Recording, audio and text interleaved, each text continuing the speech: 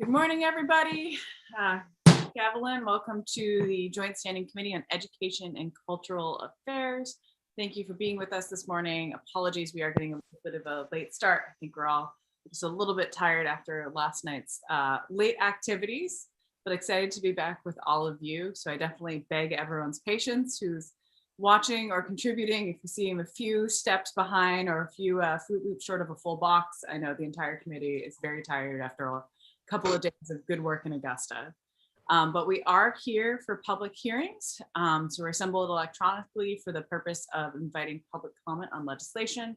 Before I get started, I just wanted to go over some information, which we will after we do introductions.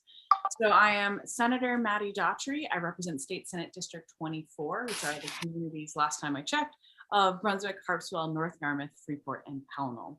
And I'll introduce my House Chair, Representative Brennan. Good morning. I'm Michael Brennan. I represent District 36, which is part of Portland. And Senator Rafferty. Yes, Joe Rafferty. I'm in Senate District 34, which is York County area. And Senator Woodson.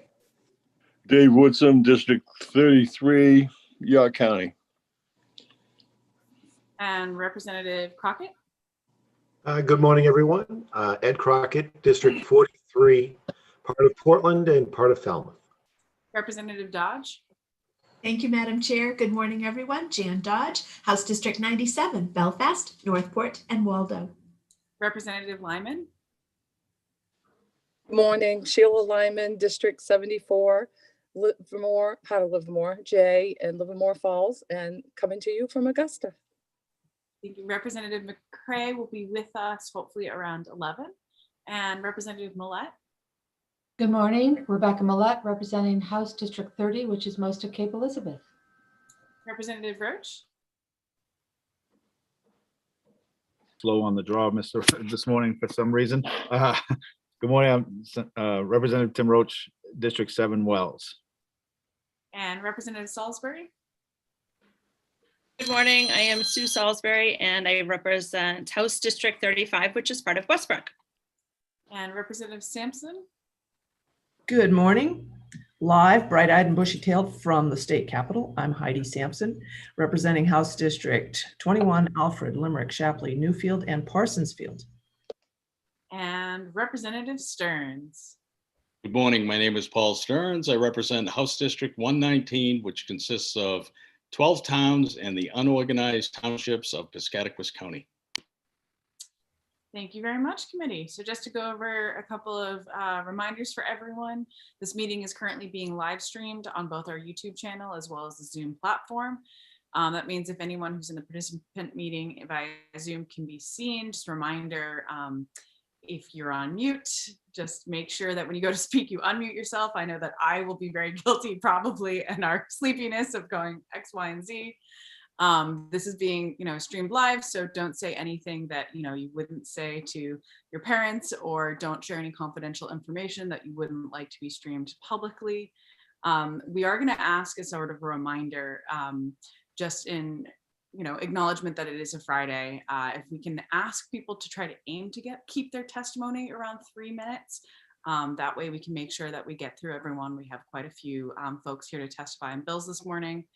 And with that, this is a chance for us to get comment from the public, and a reminder for all of us. I'm sure this will be very hard with our sleepy state to remember to just ask questions. But most importantly, I ask everyone who's coming to present to us to have a little patience and have a little kindness and understanding for those of us who will probably, and good smiles, be a little bit behind the 8 ball. So with that, I think we're going to jump right in unless there's any questions from the committee. Seeing none, let's get this ball rolling. So going to kick us off, Representative Newell is in the room. And let's gavel in, introducing, we'll open the public hearing on LD 453, an act to establish a permanent appointment of a member of the Wabanaki tribes to the Board of Trustees of the University of Maine System. And we have bill sponsor, Representative Newell, with us this morning. Welcome. Thank you, Madam Chair, and good morning, everyone. I'm happy to see you all rested and raring to go on this Friday morning. today. Let me just start this way. Good morning, Senator Daughtry, Representative Brennan, and other distinguished members of the Joint Standing Committee on Education and Cultural Affairs. I am Rena Newell from the Passamaquoddy Tribe. As the tribal representative, I feel it is my duty within my role to strengthen the government-to-government relationship of the tribe and state. Yet, in doing so, to be mindful in furthering the progress of the tribe's right to self-determination and self-governance. Related to the tribe's right to self-determination is the right to participate in the larger governing structure. As Indigenous peoples have a right to maintain and develop their own Indigenous decision-making institutions, they also have the right to participate in decision-making in matters which would affect their rights through representatives chosen by themselves in accordance with their own procedure. By fostering the active participation of Indigenous peoples, the expectation is that their rights will be protected and their culture and physical survival ensured. The Wabanaki tribes of Maine enjoy and exercise their right to participation in public affairs. Prior to holding this position as tribal representative, I served for 9 years as the former tribal education director for the Passamaquoddy tribe at Pleasant Point. It was during this time that I worked directly with post-secondary tribal students and with the various levels of the University of Maine system. It was truly a rewarding experience to serve in this capacity. This opportunity allowed me to work directly with our tribal students, always being open to advocate on behalf of, if needed, yet encouraging their voices to be heard and supporting their presence within the institutions of higher education. The professional success that came from holding this position was received in witnessing students pursuing their higher education goals and reaching their academic success. It is from this point of continued advocacy that has brought us here today. Therefore, I am thankful for the opportunity to present in a good way for this committee's consideration, LD 453, an act to establish a permanent Wabanaki appointment of a member of the Wabanaki tribe to the Board of Trustees of the University of Maine system. What this bill seeks to do is amend the composition of the UMS Board of Trustees, which currently consists of 16 members of the state, and introduces a seat to be held by a member of the Wabanaki tribes. With the understanding relating to process that the governor shall appoint the member who is a member of the Wabanaki tribes based on the recommendation of the tribal governments, which would include the Aroostook Band of Micmacs, the Holton Band of Maliseet Indians, the Passamaquoddy tribe at Indian Township, the Passamaquoddy tribe at Pleasant Point, and the Penobscot Nation. In recommending the appointment of the tribal member, the tribal governments of the Wabanaki tribes shall establish a process that provides for the membership to rotate among the tribal governments with the understanding that appointments are for a term of 5 years. The time is now to increase representation at these tables, to welcome and reflect the original inhabitants of this land, now known as Maine, and to also represent the diverse population of this state. An inclusive culture is one that accepts, values, and views as strength the difference we all bring to the table. This proposed bill, as well as others that I have submitted this legislative session, seeks to memorialize a space, thus giving deserving recognition to Wabanaki representation and perspective within the state of Maine's boards and commissions. The opportunity to hold a seat on the Board of Trustees of the University of Maine system is an important one.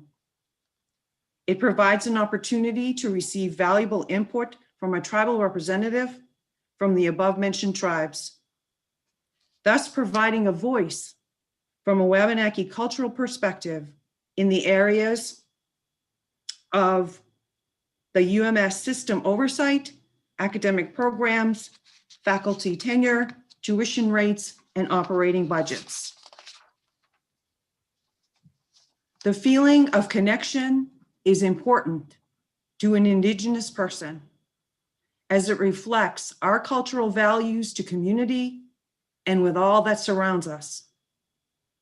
I am certain that a Wabanaki representative shall fulfill the role and duties of a Board of Trustees member well and with honor, thus further allowing the connection to be made between the Wabanaki Board of Trustees member and the Indigenous student populations. Today, you will receive additional testimony from tribal and non-tribal elders, tribal education directors, tribal leadership, education professionals, a former Wabanaki representative to the University of Maine System Board of Trustees, state representative, and others that will provide various perspectives in support of the passage of this proposed bill. To those, I extend a thank you, Chiwili-Wun. In closing, I humbly call upon each of you to give consideration to the continuance in elevating the standard to improving tribal-state relations through equity and fairness by raising your voice to support LD 453. The future generations of Maine deserve this. It is time to change the narrative. We must come to accept the richness and diversity of all who share this shared land, who share this land by working together. I believe collectively we can make the difference. I'll be happy to answer any questions that the members of the committee may have at this time. Should I be unable to answer, I would ask that an opportunity to present a response be provided for during the work session. Respectfully presented, Willie-Wun. Thank you so much, Representative Newell. And absolutely, any information that needs to come back before the work session is absolutely fine by us. And with that, thank you for your testimony. And just want to see, do we have any questions from the committee at this time? Seeing none, thank you so much for your testimony. We'll definitely be in touch if any questions come up during the public hearing as well. Thank you, Madam Chair. Thank you. With that, just as a reminder, I was remiss in not saying the order we will be going in for all the public hearings is first the bill sponsor, as well as any legislative co-sponsors or legislators, followed by folks testifying for, followed by folks testifying against, and followed by folks testifying neither for nor against. And with that, I am going to let in Representative Kyle Bailey. And after, so folks who are in the waiting room can get an idea of the order. After Representative Bailey, we'll be hearing from John Mattis. And with that, good morning, Mr. Bailey. Representative Bailey. Good morning, Senator. Good morning, Senator Daughtry, Representative Brennan, distinguished members of the Education Committee. Thank you for the opportunity to testify in support of an act to establish a permanent appointment of a member of the Wabanaki tribes to the Board of Trustees of the University System LD 453. This is my first time testifying before this committee this session, so thank you for the opportunity. You know, as I was thinking about this bill, I was thinking about Mainers and how we see ourselves in the state, or those of us who are newer Mainers. You know, most people born and raised in our state are rightfully proud of this fact. In fact, Mainers have developed phrases and expressions around this identity. For example, if you're not from here, you're from quote unquote away. Even those born here might not be real Mainers, because as the saying goes, just because a cat has kittens in the oven, don't make them biscuits. So some of you have parents, grandparents, or great-grandparents who were born here. Your Maine origin story may date back further, perhaps even to colonial times more than 245 years ago. Representative Newell's family has lived here for thousands of years. The Wabanaki people were the first Mainers and would be the dominant population in these lands today had they not been violently slaughtered and removed and inflicted with foreign diseases by white European colonists from away. And had it not been for centuries of persecution and discrimination by my and many of your white ancestors who sought to control, contain, and diminish the Wabanaki population through policy, policing, public health, and public education. According to the NCSL State Tribal Institute, Native students perform 2 to 3 grade levels below their white peers in reading and math, are 237% more likely to drop out of school, are 207% more likely to be expelled than white students. Only 7 of 100 Native American kindergartners will go on to earn a bachelor's degree, while 34 out of 100, and I believe that number is higher now, white kindergartners will. We really must grapple with this history of violent institutional racism and the resulting socioeconomic inequalities and disparities that persist. And today's public hearing and the deliberation by this committee on LD 453 is part of a larger conversation about the history, hard truths, and our path forward. It's a consequential one because representation matters. The Maine House has made seats available in its chamber to representatives from the Wabanaki tribes. Surely we can make seats available to representatives from the Wabanaki on state boards and commissions where important decisions are made that directly impact the lives and native lands of First Mainers. This includes the Board of Trustees that oversees Maine's land-grant university and institutions across Maine that now occupy native Wabanaki lands. To be crystal clear, this conversation is not about pointing fingers. Blame, shame, guilt won't help a single Wabanaki teenager earn their high school diploma or adult to obtain their college degree. Obtaining a permanent seat for the Wabanaki tribes on the UMS Board of Trustees will help us reach for these better outcomes together by ensuring that the voices and perspectives of the Wabanaki are heard in UMS policy and budget decisions. Thank you for the opportunity to testify before the committee in support of this bill. Thank you so much, Representative Bailey. Do I have any questions from the committee? Seeing none, thank you so much for your time. I just want to let folks know I'll be letting in John Mattis, and please let me know if I'm mispronouncing anyone's last names, followed by Grace Levitt. And so that.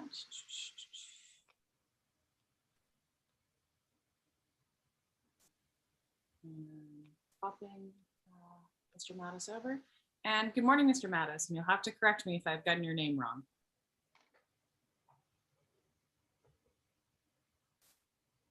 Let's see. Can you hear us?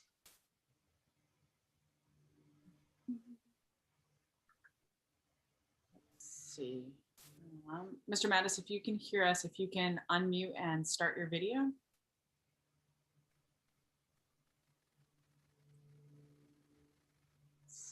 Okay, I think he may have stepped away.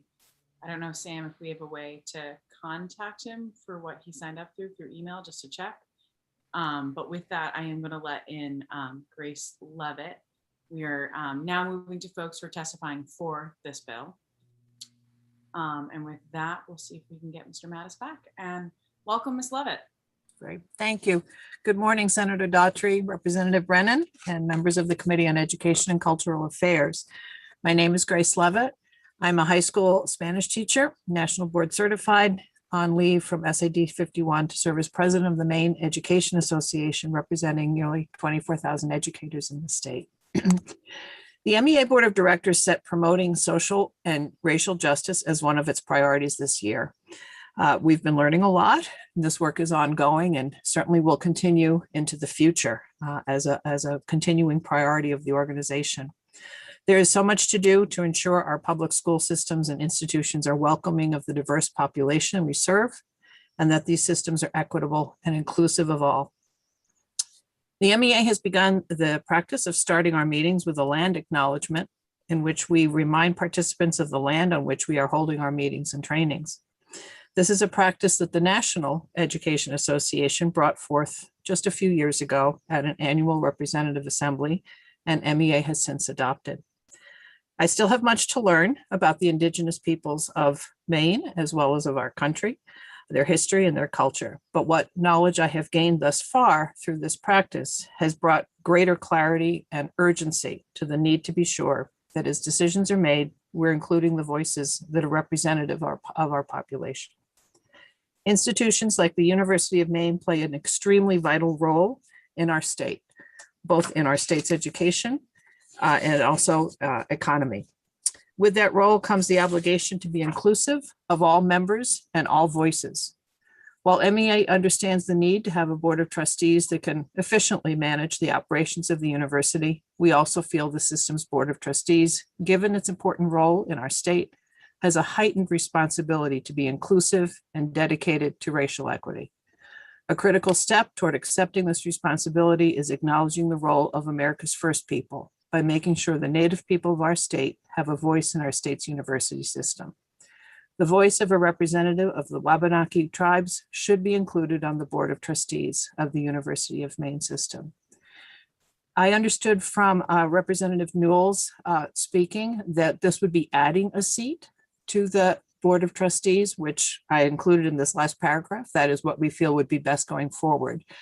So hopefully that was the intent that wasn't clear to me in the legislation itself.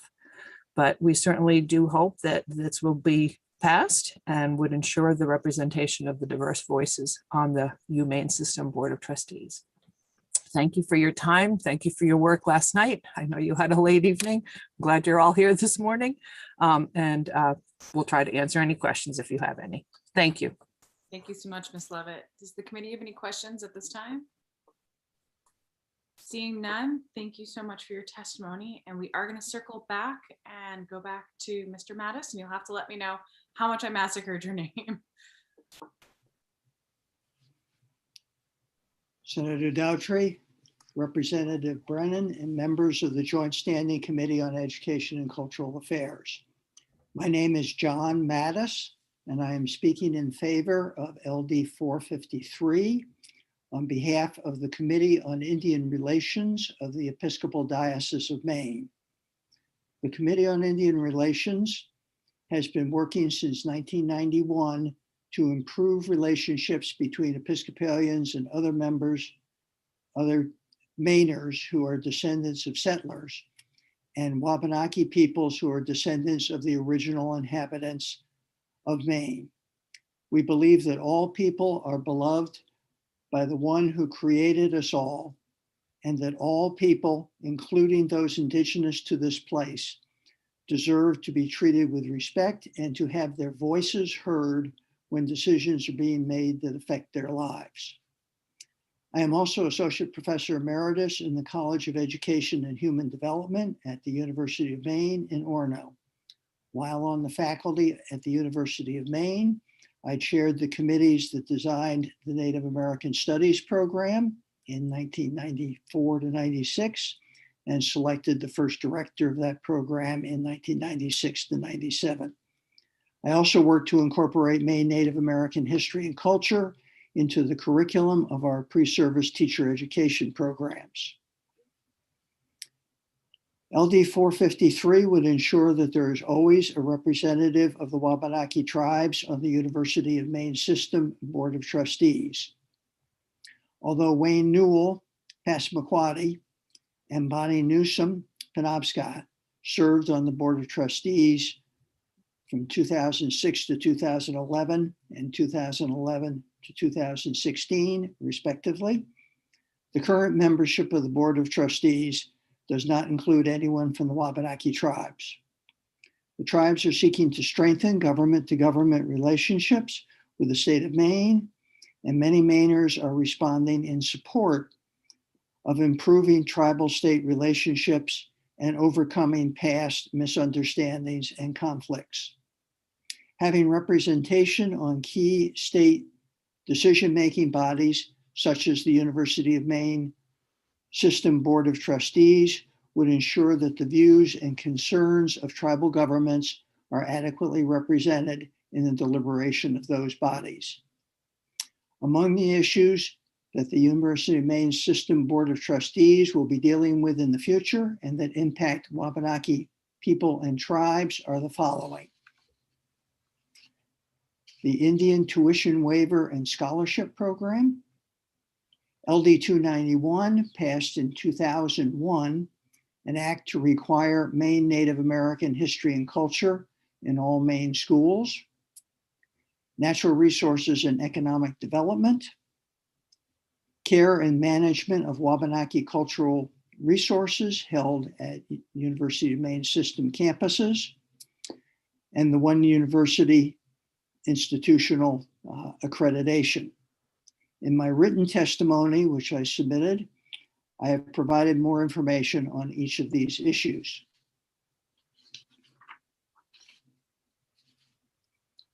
Existing law requires that in making appointments, the government shall strive to achieve a membership which is representative of the population of the state. Insofar as feasible, when selecting qualified nominees to the board, the governor shall consider affirmative action criteria, professional education and experience, and equitable geographic representation among members.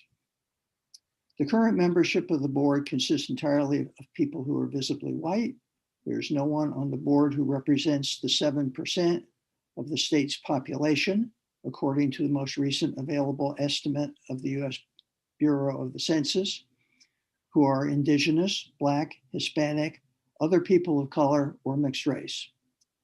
Adding a permanent position for a citizen of the Wabanaki tribes would ensure that the board would always have at least one person who does identify as non-white and who would offer other perspectives on issues which come before the board. We urge you to vote in favor of LD 453. Thank you very much. Thank you so much for your testimony. Do I have any questions from the committee at this time? Representative Sampson. Thank you, Madam Chair. Thank you, Mr. Mattis, for attending our hearing. So my question here is, have there been any attempts prior to this hearing to request that the Native Americans or a member of the Wabanaki tribe be a part of the Board of Trustees? I mean, what's the history? Okay, so the history is that there have actually been two members of the Wabanaki tribes who have served on the Board of Trustees. And when Bonnie Newell completed her term, she recommended people from the Wabanaki tribes to be appointed to the Board of Trustees. And the governor did not accept any of her recommendations. And so we have not had a member of the Wabanaki tribes on the Board of Trustees since since Bonnie got off the board in 2016. Okay, yeah, I just was going to have a follow-up if I could, but you answered my question. Thank you very much. Any other questions from the committee? Seeing none, thank you so much for your testimony and for your time. Thank you. And we have up next, we will be having Bonnie Newsom join us. Then after that, we will be having Candy Ewer and Fenton Jones, who have asked to testify together. So just to give you folks a heads up, if you're listening, that you'll be up next. And with that, I will let Bonnie Newsom into the hearing. Thank you so much. Sam, I am not seeing Miss Newsom and just need someone to double check my tired eyes. I don't see her either, Senator. I'll go ahead and reach out.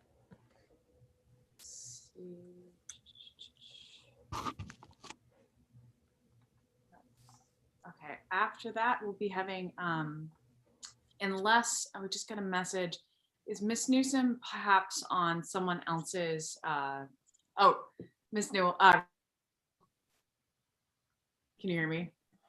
Madam Chair, I believe Ms. Newsom may be listed under Samantha Warren. I was just about to ask, we just got a question, so I will let Miss Warren / Miss Newsom in.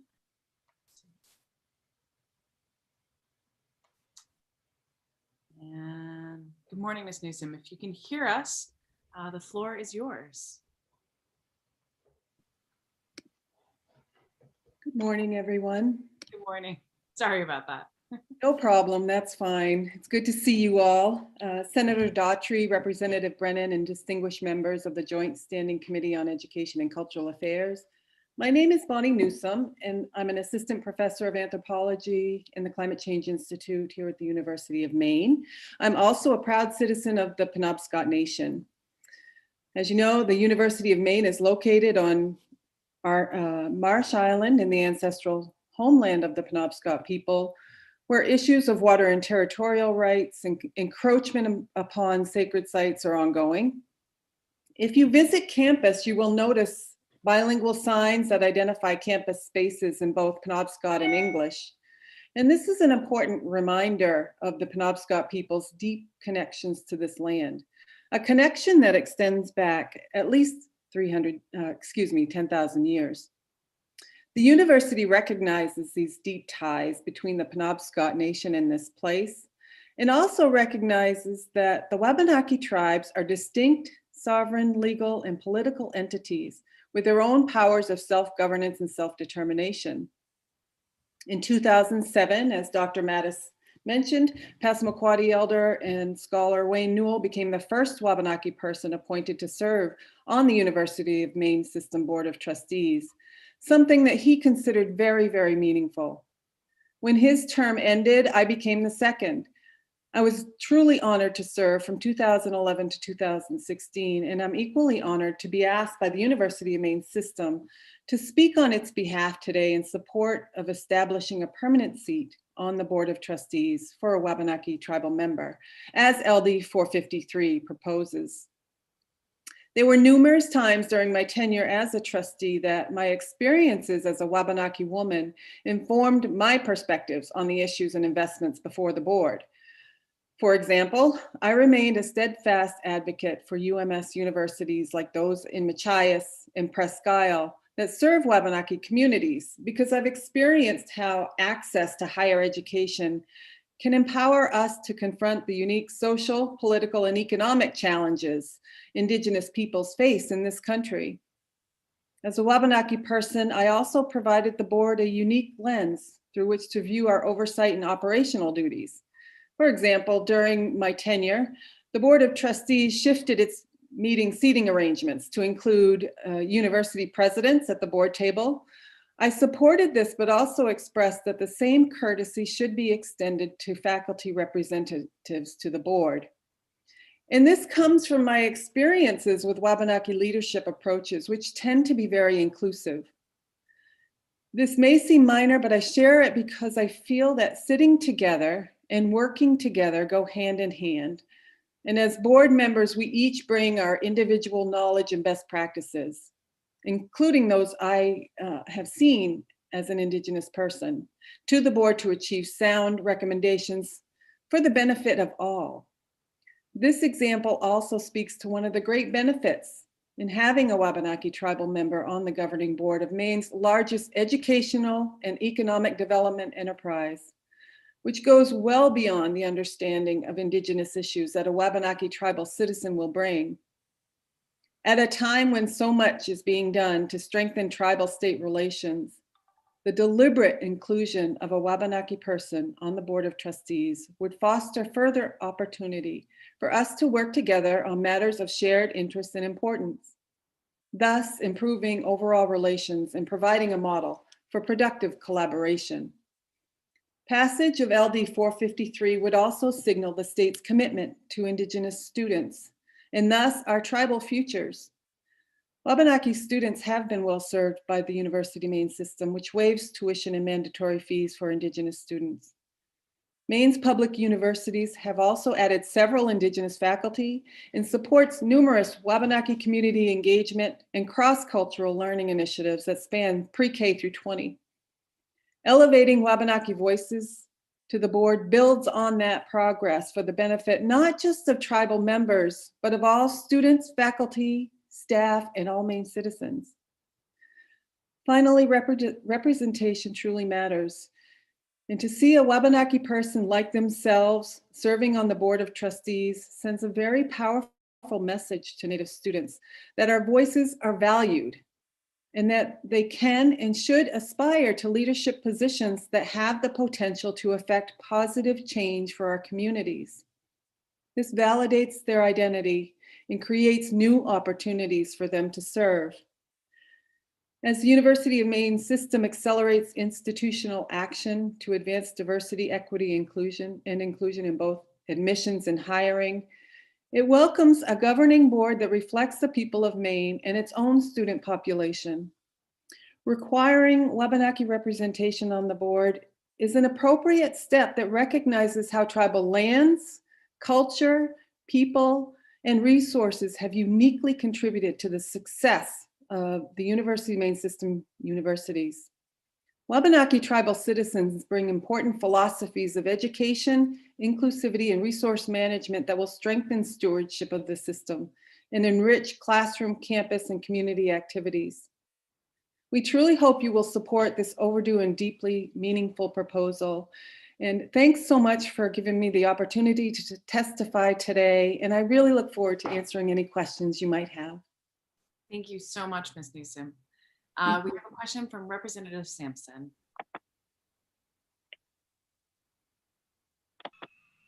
Thank you, Madam Chair. Thank you, Ms. Newsom, for being here. So I guess I want to try and figure out why. So you were the last member of the tribe. That was in 2016. So it's been 5 years. What have been the barriers? What is the obstacle that's been preventing a member of your tribe to be on a board of a member of the Board of Trustees? I mean, are there candidates that are interested? I'd like you to flesh that idea out for me, please. When I left the Board of Trustees, I offered a couple of names of individuals to my fellow board members to advance forward to the governor's office. And I don't know why those names didn't emerge into somebody to serve on the board. I think the barriers is that we as Wabanaki people aren't in positions of power in a way that we can influence change as much as we'd like. So the governor has the power to make the decisions about who serves. And so moving in a direction that influences those decisions a little more strongly in terms of Wabanaki representation, I think would benefit the tribal representation on the board. And there's no mechanism in place, I guess is the best answer, to ensure that a Wabanaki representative be on the board. Do you have a follow-up, Representative Sampson? Yes, please. Thank you.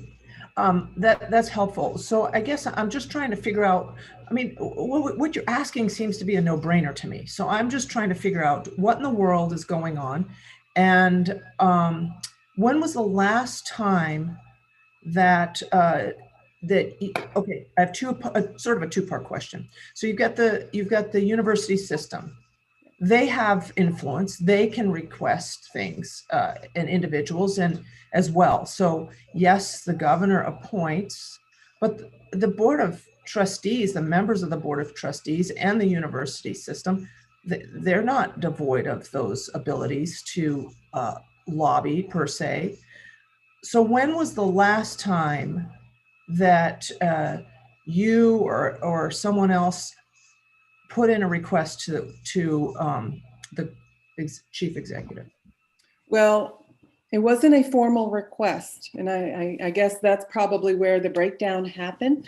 It was a conversation with fellow board members and the then chancellor that I recommended that they fill my seat with another Wabanaki person. And I don't know what happened after that, to be honest with you. I provided that information. I offered a couple of names for them to offer up to the governor, but I don't know where it went from there.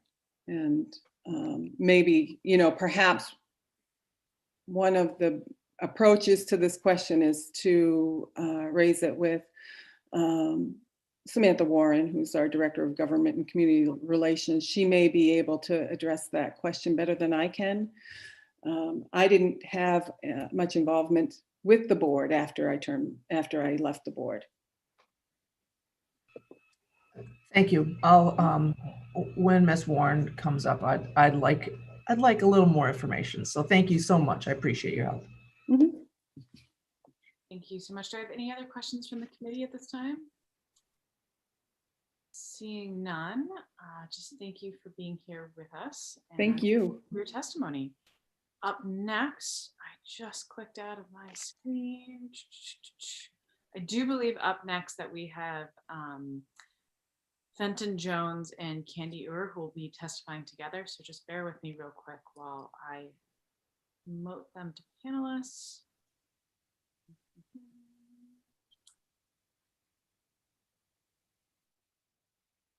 Will admit this feels like this is taking me 2 times longer than it normally does on a full night's of sleep. So thank you everyone for your patience. Okay, I see that we have Ms. Ure with us. Let's see if we can get Mr. Jones. Okay, I think we've got everyone. Good morning, Ms. Ure and Mr. Jones. Definitely let us know how you'd like to handle the testimony together. For committee members, they submitted joint testimony, so that's why we're taking their testimony together. And with that, welcome. Thank you. Kwe and Walalan, hello and thank you. My name is Fenton Jones. I'm the Aroostook Bannock Micmacs Education Director. And we have Candy Ure that is also on the call, who is the Penobscot Nation Education Director. On behalf of our tribal education directors, I'll be reading a testimony in support of the LD 453. We are writing to you in support of LD 453. We are the tribal education directors representing 5 tribal communities in Maine: the Aroostook Bannock Micmacs, the Houghton Bannock Maliseet Indians, the Passamaquoddy tribe at Indian Township, the Passamaquoddy tribe at Pleasant Point, and the Penobscot Nation. We each work directly with students who attend the various campuses of the University of Maine system.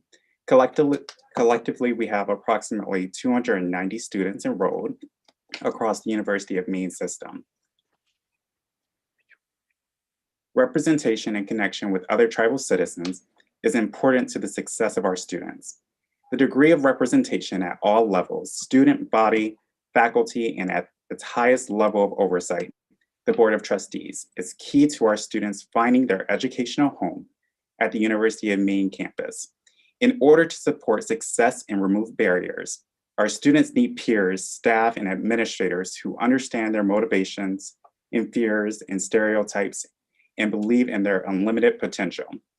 A permanent Wabanaki seat on the Board of Trustees would indicate that our students are an integral part of the University of Maine system. Each university strives for student diversity on campus, and same cohesion should be represented on the Board of Trustee level. Inclusion of Wabanaki presence would culturally broaden the mission of Board of Trustees and ultimately empower our students and strengthen our tribal communities. We believe that by ensuring the Wabanaki community has a voice on the Board of Trustees, this sends the message that the university is invested in our children, our concerns, and our successes. This representation is of the utmost importance and beneficial towards our future generations. LD 453 will guarantee that a member of our Wabanaki community has a seat on the University of Maine System Board of Trustees, giving us all a voice. We urge you all to vote in favor of LD 453. Walalan, Walalan, Walalan. On behalf of Amber Wider, Houghton Bannock Maliseet's Education Director, Nakia Dana, Passamaquoddy Tribe, Indian Township, me with the Aroostook Bannock Micmacs, Evelyn with the Passamaquoddy Tribe, Pleasant Point Education Director, and Candy Ure of the Penobscot Nation. We thank you for your time. Thank you so much, Mr. Jones. I don't know, Ms. Ure, if you had anything you'd like to add before we switch to questions? No, that was it. Thank you. I have a question from Representative Brennan. Thank you, Senator. And Mr. Jones, thank you for being here today. Um,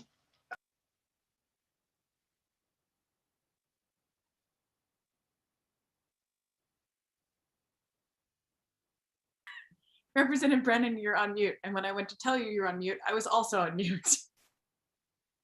I was convinced that I was not on mute.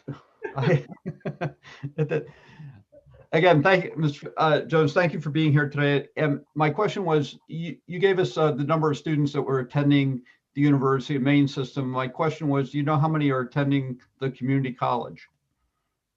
I do not have a number off the top of my head. I know that I work with quite a few students at our community college systems, but I would have to get that number from our fellow education directors to give you more of an exact number. Okay.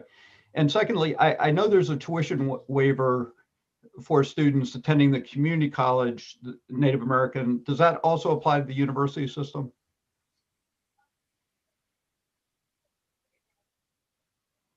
Candy, I may let you take on that question. Yep, thank you.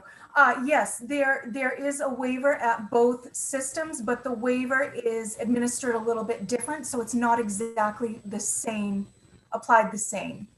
Okay, thank you. You're welcome. Thank you. Do we have any further questions from the committee? Seeing none, I want to thank you both for being here this morning. Oh, Representative Sampson, are you raising your hand?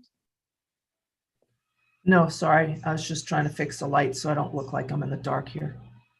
No worries. I just realized I'm in a similar situation. That being said, I'm not seeing any further questions from the committee. I want to thank you both for being here and thank you for testifying and thank you for your patience with our very tired selves. And then, oh, thank you.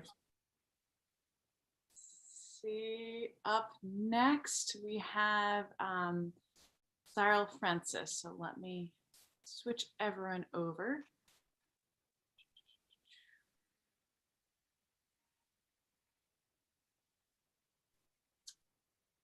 Okay, and just to let folks know, after Cyril Francis presents, up next we have Kevin Ritchie. And good morning and welcome.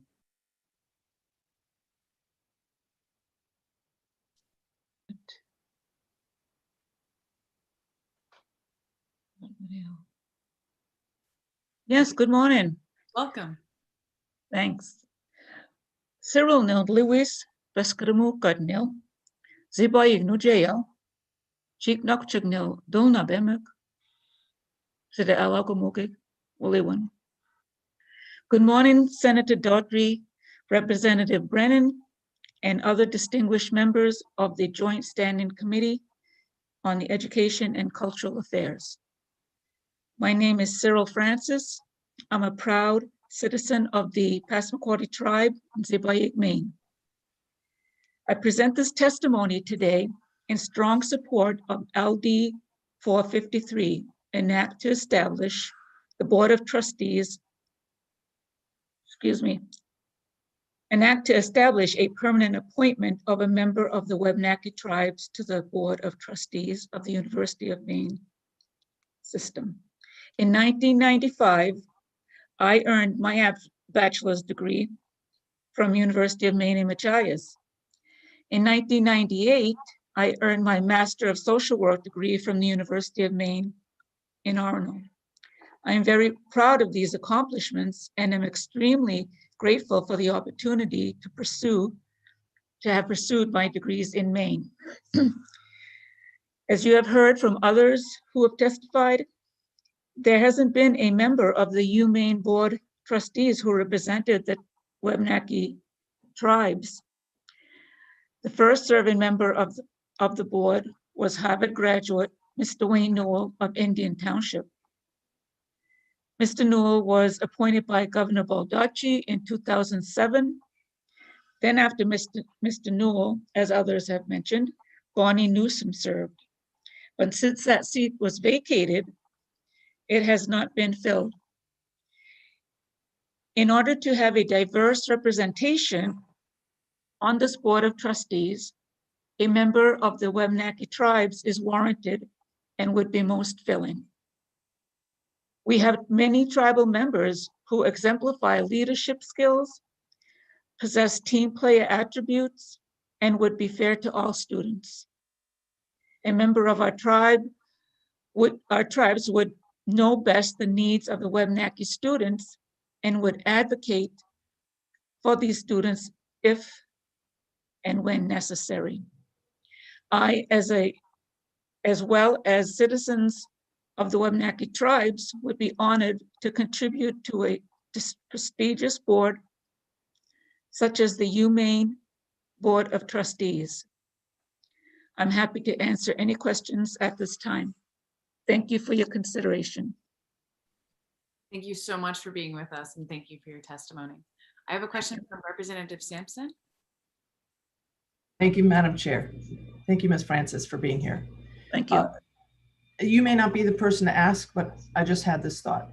How many years does a Board of Trustee serve until they need to be reappointed? Do you know that answer? I do not, but I thought I heard Representative Newell say 5 years. Okay, thank you. That's helpful. Appreciate it. You're welcome. Thank you. Do I have any further questions from the committee? Seeing none, thank you so much for your testimony. Thank you. We have Kevin Ritchie, and let me switch everyone over.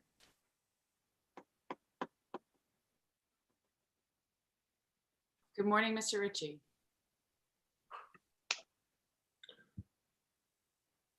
Good morning. And good morning, members of the Joint Standing Committee on Education and Cultural Affairs. My name is Kevin Ritchie. I am speaking in favor of LD 453 as a citizen of the town of Lee and as a longtime Maine educator who has taught Native students in various settings for 43 years. As a staff member of the Upward Bound program at UMaine Orono from 1976 to 79, I began to understand and appreciate some aspects of Penobscot people and culture.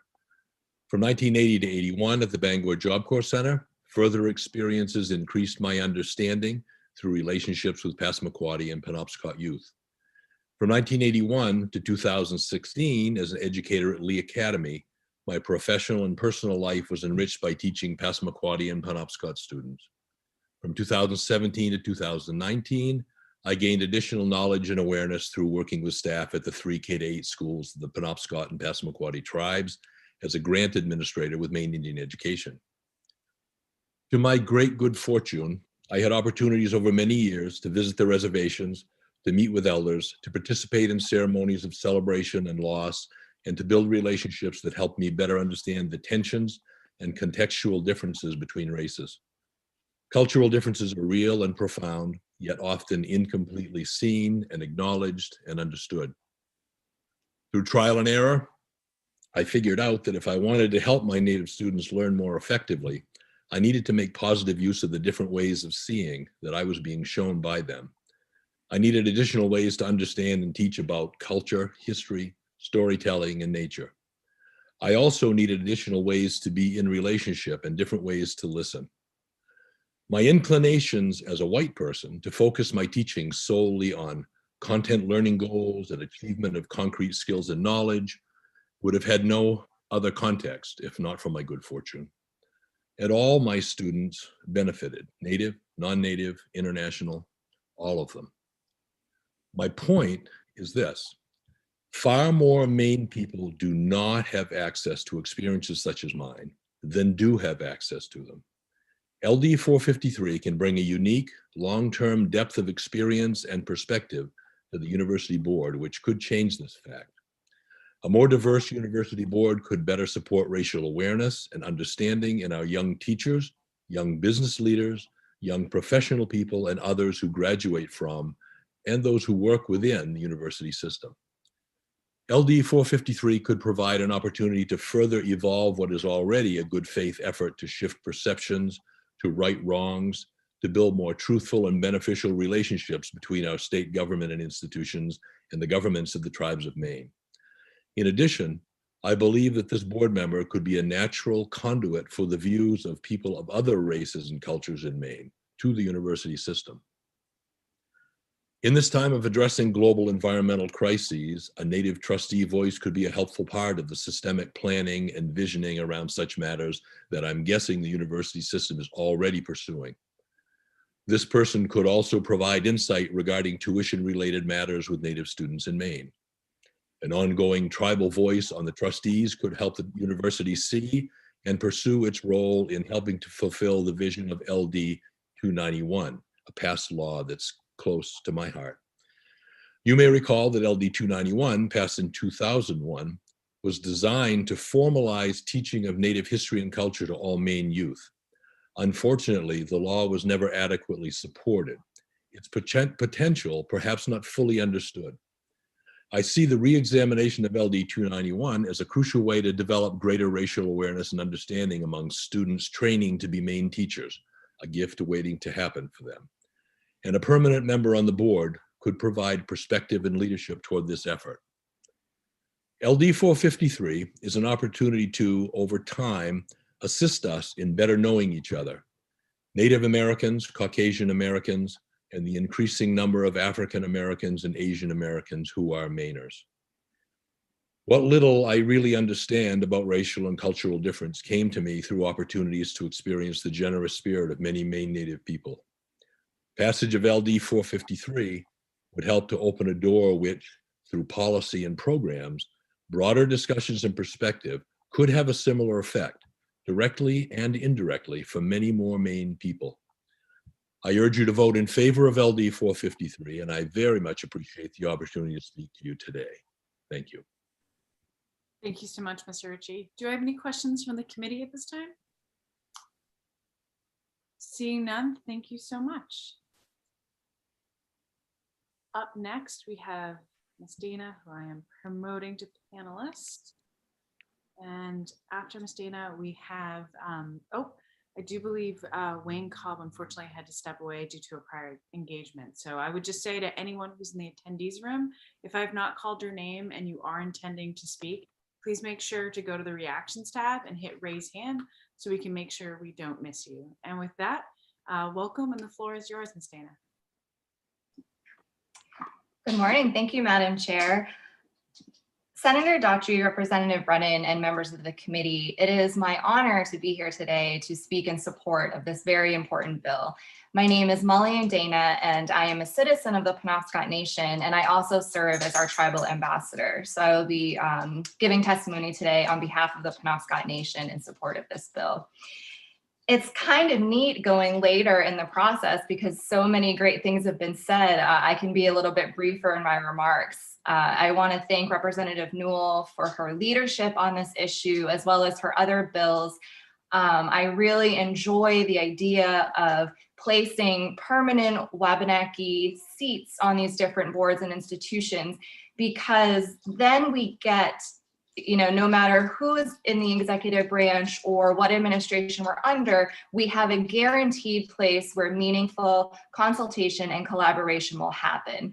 I know that we've talked a little bit in the hearing about why this hasn't been filled by a Wabanaki tribal member since 2016, and Bonnie Newsom hit it on the head because there isn't a mechanism.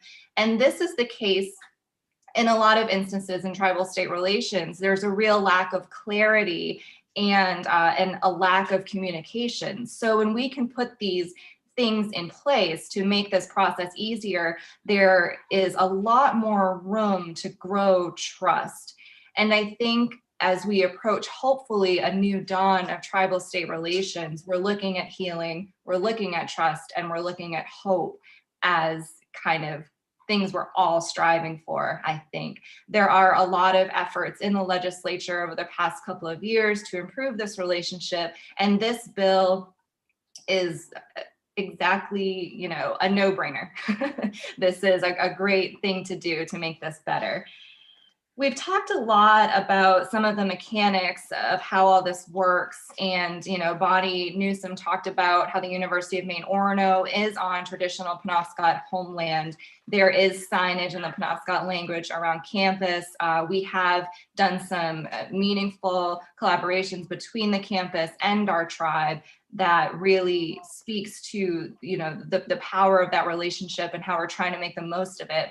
So I wanted to offer kind of a personal perspective as a graduate of University of Maine, Orono. I entered college on the tuition waiver as a Penobscot Nation tribal citizen. The campus is about 15 minutes from my home on Indian Island. I was able to go to school, live on campus, work a couple of part-time jobs in my community, and supported myself through college. I could not afford to go to college if it hadn't been for the tuition waiver, and I did not have the support or bandwidth or capacity to be looking for scholarships or other ways to pay for college. The tuition waiver is, very responsible or very essential part of how I got to this place in life. When I graduated from the University of Maine, Orono, I was 22 years old and I was 5 months pregnant with my first child. I had another child 2 years later. And I can honestly say, without the education I received, I was a political science major, graduated in 2006. And without that education, I would not have been able to raise my 2 daughters as a single mom. They are now, my older daughter is now 14, and my younger one reminds me every day that she turns 12 this month. And I'm really proud that I've been able to show them that you can work really hard, take advantage of opportunities, and you can be a success story no matter the odds in life. And I feel really blessed and lucky to have taken advantage of the tuition waiver. But as I've grown older and gotten into my career as a tribal leader and understanding, some of the background of the tuition waiver and this relationship with the University of Maine, it all, I truly feel like my ancestors have paid time and time again for the education that I received. This is a question of equity. It's a question of honor.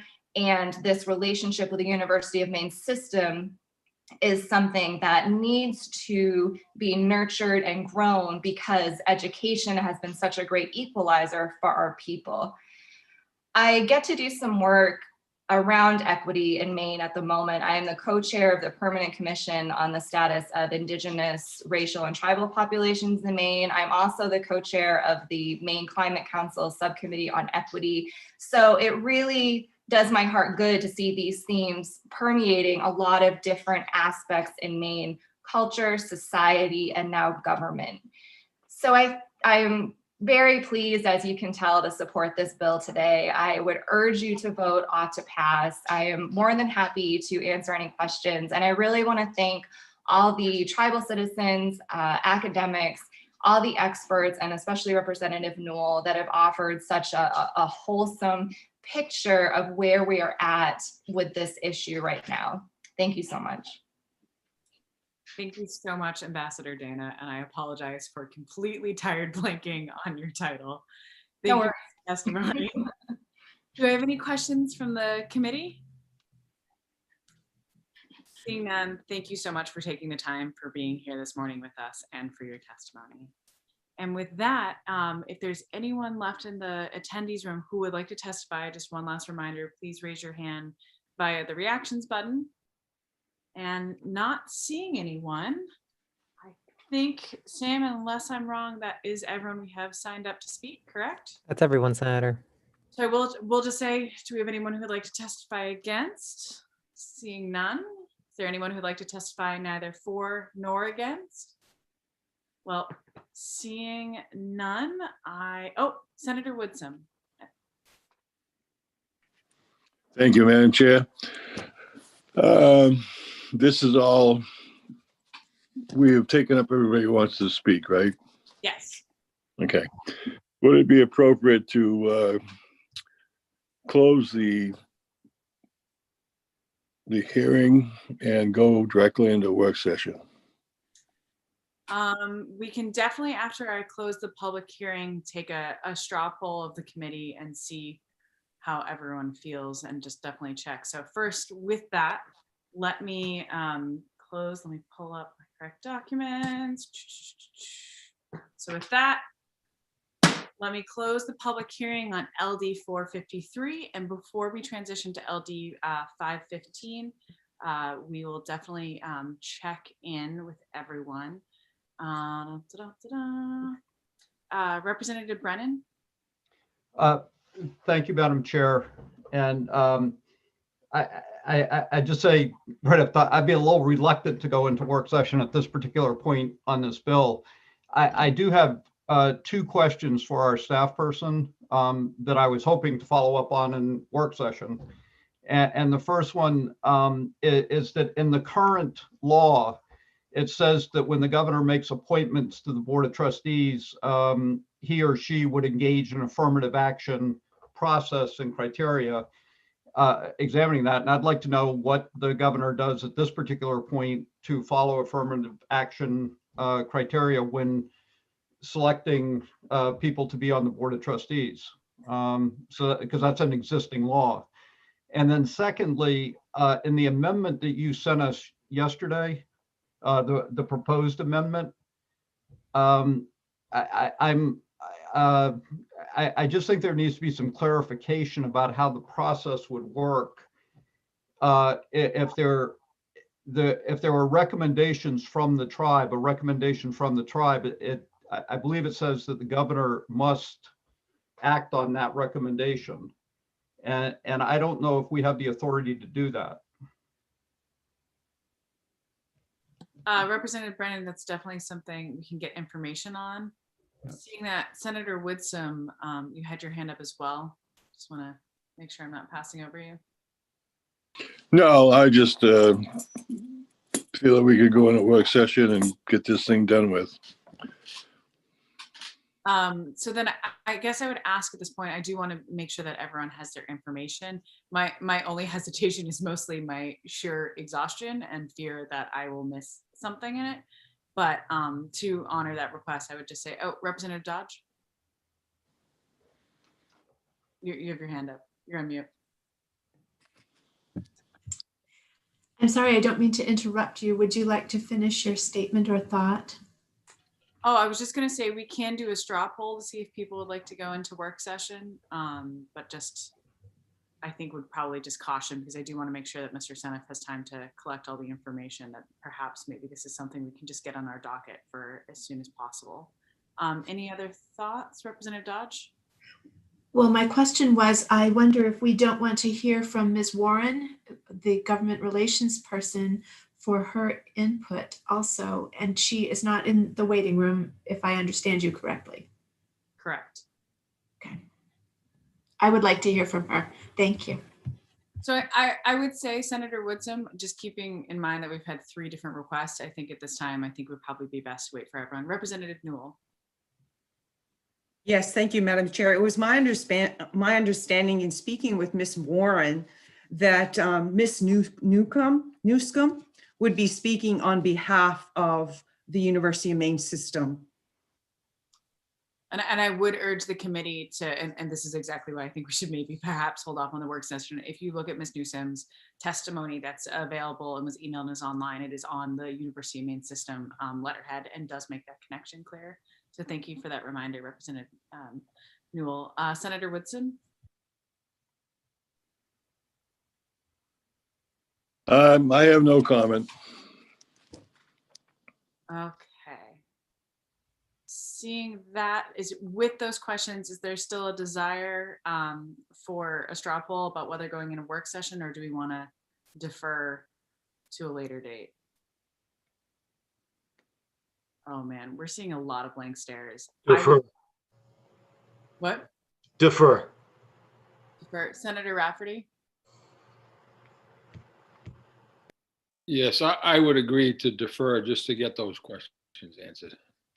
Okay. At this point, I would just say, considering how much trouble I feel like I've had letting people in and out, and just knowing the late hour, and for the sheer importance of this bill and wanting to make sure that we get it spot on and, you know, have everything, especially with Representative Newell's amendment, I just want to make sure we have all the ducks in a row. So if that's okay with the committee, I think we'll hold off on this, but I think Representative Newell, thank you for your time today. And I think it's clear, even in our exhaustion, you can tell how excited this committee is to have this measure in front of us. So thank you so much. Thank you. And with that, definitely have to pull up my cheat sheet so I don't mess up the title. We'll be moving on to LD 515. So I will start the public hearing on LD 515, which is an act to create new models of Maine manufacturing, employment, and education. And we have Representative Mike Sylvester, the bill's sponsor, will be here to present the bill as soon as our magical Zoom technology promotes him to panelist. And there we go. Welcome, Representative Sylvester. Thank you so much. I feel like I saw so many of you just a few hours ago. It's Zoom makes that uncanny. Let me just fix my my screen here so that I can read my testimony. And there we go. We're all set to go. I want to thank everybody for having me today. Senator Daughtry, Representative Brennan, and all my esteemed colleagues of the Committee on Education and Cultural Affairs, including my co-chair, Senator Rafferty. My name is Representative Mike Sylvester. I represent the Eastern Peninsula portion of Portland and the Fighting Islands of Casco Bay. I'm here today to introduce and explain LD 515, an act to create new models of Maine manufacturing, employment, and education. Now, the genesis of LD 515 was the driveway of my small business on Peaks Island. My youngest son and I were talking about his schoolwork on green and new economies such as solar, wind, robotics, EV transportation, when he asked me a question. Why can't we build those things in Maine instead of having to buy it from other countries? So we started talking about what such a bill would be called, and he thought a minute and he answered, an act to change the world. And that is what I submitted to as the proposed title of LD 515. Then, through the magic of the revisor's office, it was improved from an act to change the world to an act to create new models of Maine manufacturing, employment, and education. As my son said, not as cool. Yet the idea of the bill is still, in my mind, very cool. Now, LD 515 reauthorizes the Science, Technology, Engineering, and Mathematics Council to create a plan and a financing strategy to accomplish 6 things. First, it creates a 5-year STEM entrepreneurial program, so STEM/entrepreneurial program at the University of Maine that will be an incubator for new infrastructure of manufacturing projects in Maine. Now, what will students learn in this program? They'll not only learn the cutting edge science and technology and engineering and mathematics, but also the business acumen taught at our world-class business programs that turn the science into a product and or a business right here in Maine. Students will work independently or collaboratively to create business and infrastructure plans that are ready to compete for financing. This new technology is coming. We can purchase it, or we can make it here in Maine and sell it to the world. Second, in order to create a new manufacturing base, as well as to retain our current manufacturing base in a competitive market, we need workers. We need to attract them, we need to train them up, and we need to provide access to the jobs in this new economy. The STEM Council will therefore create a similar program at the community colleges to develop hands-on skilled trades licensure programs. These programs will provide entry to the 5-year University of Maine program so that we're graduating a pool of STEM entrepreneurs that are not only grounded in the science, but can also build, install, and repair the goods we produce. In my vision of this program 20 years from now, engineers, mathematicians, electricians, and welders are creating businesses that are not only introducing new technology, but selling and installing it through a chain of interconnected Maine businesses, each doing their part. The STEM Council would also coordinate efforts in existing and new apprenticeship programs with adult education programs in order to ensure that all Mainers are included and prepared for employment in this new economy. Now, third, the council will work with FAME and other financing entities to create financing programs for graduates to turn their academic projects into brick and mortar realities. I envision, for example, a program that provides seed funding for the 5 best projects, while also providing opportunities to seek financing to all projects deemed viable. FAME will suggest an amendment in their testimony, and I will also be bringing an amendment to allow the council to seek private financing to do its work. We need to invest to create the manufacturing infrastructure. Each dollar we invest into the new manufacturing economy will be brought to the state in wages and increased revenue, And by acting now, we can actualize our future while other states are trying to tread water in a post-pandemic economy. Now, fourth, we need jobs now and not just in some near future. Therefore, LD 515 proposes picking a concrete project in order to seek investors and begin to rebuild the transportation infrastructure that will be needed for manufacturing jobs to reach far and wide and throughout all corners of the state. Now, after speaking with many new technology engineers, the program that I've landed on is to build solar steam trains up at Loring Commerce Center. The Commerce Center already has broad rail infrastructure, linking existing lines and train projects in Maine. These efforts have been, pardon the pun, gaining steam. It's clear that if we're going to build goods, then we have to move those goods, right? And Maine has an infrastructure problem. Hopefully this will be part of the fix. A solar steam train creates a new technology with existing science. And in short, without getting into the weeds, a solar steam train uses a solar powered battery rather than coal or wood to heat water in a water tender to create steam that moves the train. And at predetermined stations, the water and the battery terminals are quickly changed and the train continues on its way to travel into the world. Now for interstate travel, multiple tenders can be attached, right? And this is where you start to get into my geeky love of some of these things. But the best thing about this transportation is that it will be sun powered and have only water vapor as its byproducts. Besides moving goods reliably from Maine, it will protect Maine's environment and create a new category of green transportation that Maine can export. But mostly, it'll bring us a project that can bring us jobs in a very short term. Now, LD 515 is about trying to create jobs now and creating industries that you and I can't even imagine, but which the best young students from Maine and from around the country can and will imagine. Now, the bill in this form has very little fiscal impact except for the renewed funding of an existing committee that will plan a sound and fiscally responsible path forward for the state to invest in green and new economy manufacturing. Yet perhaps most importantly, it will allow Maine to expand upon and create a new climate of innovation around emerging technology sectors. Like MIT has done for the biotech industry in Cambridge, Maine can create an intergenerational, interconnected network of businesses creating products for each other and for the world. And one might even say that it is an act that could save the world, or at least our little corner of it here in Maine. Now, I have a lot of data sitting at my fingertips that I did not give you today, but I'm happy to discuss if you want to get into it. But with that, I would be happy and humbled to answer any questions that you might have. Thank you, Representative Sylvester.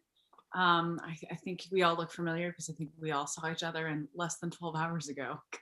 Yes, indeed. I just hopped off the ferry about a half hour ago. So, oh, well, thank you for being able to make it here. With that, we will transition to questions from the committee. Do I have any questions? I see Representative Crockett, followed by Senator Woodson.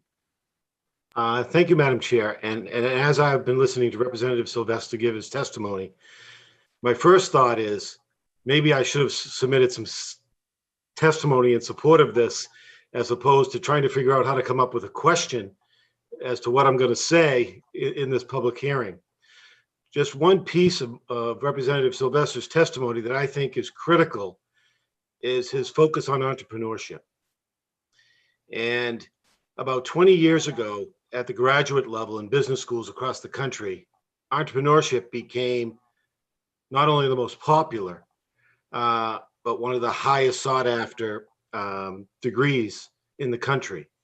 And since then, that has been flowing down at a rapid rate into the undergraduate level. And what we have going with our grad program here at the University of Maine and the initiatives they're looking at there, a program like this is actually a little bit behind the times. And I'll try to figure out a question for Representative Sylvester. Would I agree? Would you agree with that assessment? Why, yes, Representative, I would agree with that. And, you know, and I think that one of the interesting things is what you've been talking about. People have asked me, well, how is this different than, for example, the governor's council on clean energy and some of those sorts of things. And I think that the way that I've explained it is the main difference here is that committee is largely thinking about how can we get EV cars into Maine? How can we get more solar panels into Maine? Or how can we, have more renewable energy? Well, this is really thinking about how can we build those things here, and how can we sell those things to the world? Because we're going to have to do one or the other. And as you mentioned, the popularity of entrepreneurial programs. One of the interesting things is that manufacturing is actually one of the things that is that has skewed perceptions as an available avenue, because everybody says manufacturing is dead, right? And so only 37% of parents when polled, would encourage their students to go into manufacturing. But when you add things like the ability of financing, the ability to, to not just to go into pure science, but then also have an avenue in which you can, create a business or create a career, then those numbers skyrocket. Thank you, Representative Sylvester and Representative Crockett. Reminder, questions. Senator Whitcomb. Thank you, Madam. Good morning, Representative Sylvester. You're very enthusiastic, and I appreciate that. Your program, your idea is very comprehensive and specific at the same time. Would the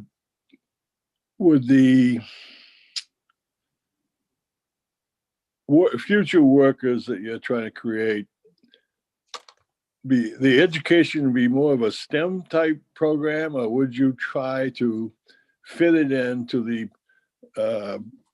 public and private schools, the secondary education? Well, that's a fantastic question, Senator. And one of the things that I see the STEM Council doing, and just the STEM Council was created. Oh, I just went black and white for some reason. One of the things that the STEM Council was created during the LePage administration and was very active for a while, particularly when bioplastics were being created, and that piece. It hasn't been active for a little while. Oh, geez, what's going on here? I'm clicking something. In any event, the council has been a little bit dormant now. And so one of the things that I'm hoping that once this initial program gets in, and I mentioned adult ed, right? Because it's important to me that people who might be at the lower end of the literacy spectrum in adult ed or seeking those sorts would have access to these jobs, which are, even at the unskilled level are $20 plus per hour, are really good jobs in these sectors. That they would then think about, how do we get into the high schools? How do we get into the middle schools? How do we really, begin to craft this program so that Maine becomes an incubator for this type of economy? And people want to move here, right, to be a part of it. Yeah, I like your ideas. While you're thinking about that, think about adult education. I think we've outgrown that term, and perhaps it should be extended education or something like that. And also, have you sat down with any of the CTE leaders in Maine and discussed these ideas and trying to broaden the outreach? I have, and I've been working closely with, there's a series of bills that are coming forward that are workforce development bills that, and at least two of them deal with the CTEs and the extended education programs. And in order to think about how to move both new Mainers into the workforce, new Mainers who are licensed, who are unlicensed here, and really to make the most of everybody who is there. And that's why that's an important piece of that for me. But I think that you're right, that there's a lot to be done in thinking about not just people-wise, right, but geography-wise, which is why I pegged that project up in Loring, right, and really looked for a project up there. When I was on Elkred, I was so impressed with what they were doing up there that I always thought that was a goal, to put something. And then, we put rockets up there so we can have steam trains. Very good. Thank you very much, Mr. Representative Sylvester. Thank you, Senator. Thank you, Senator Whitcomb. Do you have any further questions from the committee? Seeing none, thank you so much for your time, Representative Sylvester. Thank Okay. you. And I'll just add before I leave that I'm going to be offering an amendment about the makeup of the council. There is an existing makeup, but what my amendment will be is to offer 6 open seats so that the existing members can decide who should be on that council. And it's a little unorthodox of the way we do things. So if you hate it, I can come up with who's on those six seats. But I was hoping that the members that were already sitting there could decide who they need, but we can get that work done in the short term if you need it. And thank you so much for your time today. Appreciate all your work for the state of Maine. Absolutely, Representative Sylvester. I was enjoying your video going black and white, and at least I don't know if all the committee members have seen the clip of the lawyer who turns into a cat on Zoom. At least you weren't turning into a cat. With that, let me just pull up my list. We'll be having Ms. Warren from the University of Maine System joining us, followed by Becky Smith on our first portion of those testifying for this bill. So with that, I'm going to let in Ms. Warren. And let's see, welcome, Ms. Warren. Good morning. Great to see everyone. Before I start testifying on this bill, I just wanted to clarify for Representative Dodge that I was paying close attention to your conversation on the previous bill, but in the spirit of the bill's intent, which was to elevate Wabanaki voices, we thought it was most important for a Wabanaki member of our campus community and a former trustee to speak on behalf of that bill, but I can certainly follow up on some of the questions raised. It was a really powerful hearing. But I am here. Good morning. It feels like the afternoon already, but Senator Daughtry, Representative Brennan, and distinguished members of the committee, I am here today on behalf of the University of Maine System. I am Samantha Warren, and we are testifying in support of LD 515. As I hope you are well aware, Maine's public universities are already leading the way in developing the knowledge workforce and innovations necessary to grow the state's green economy.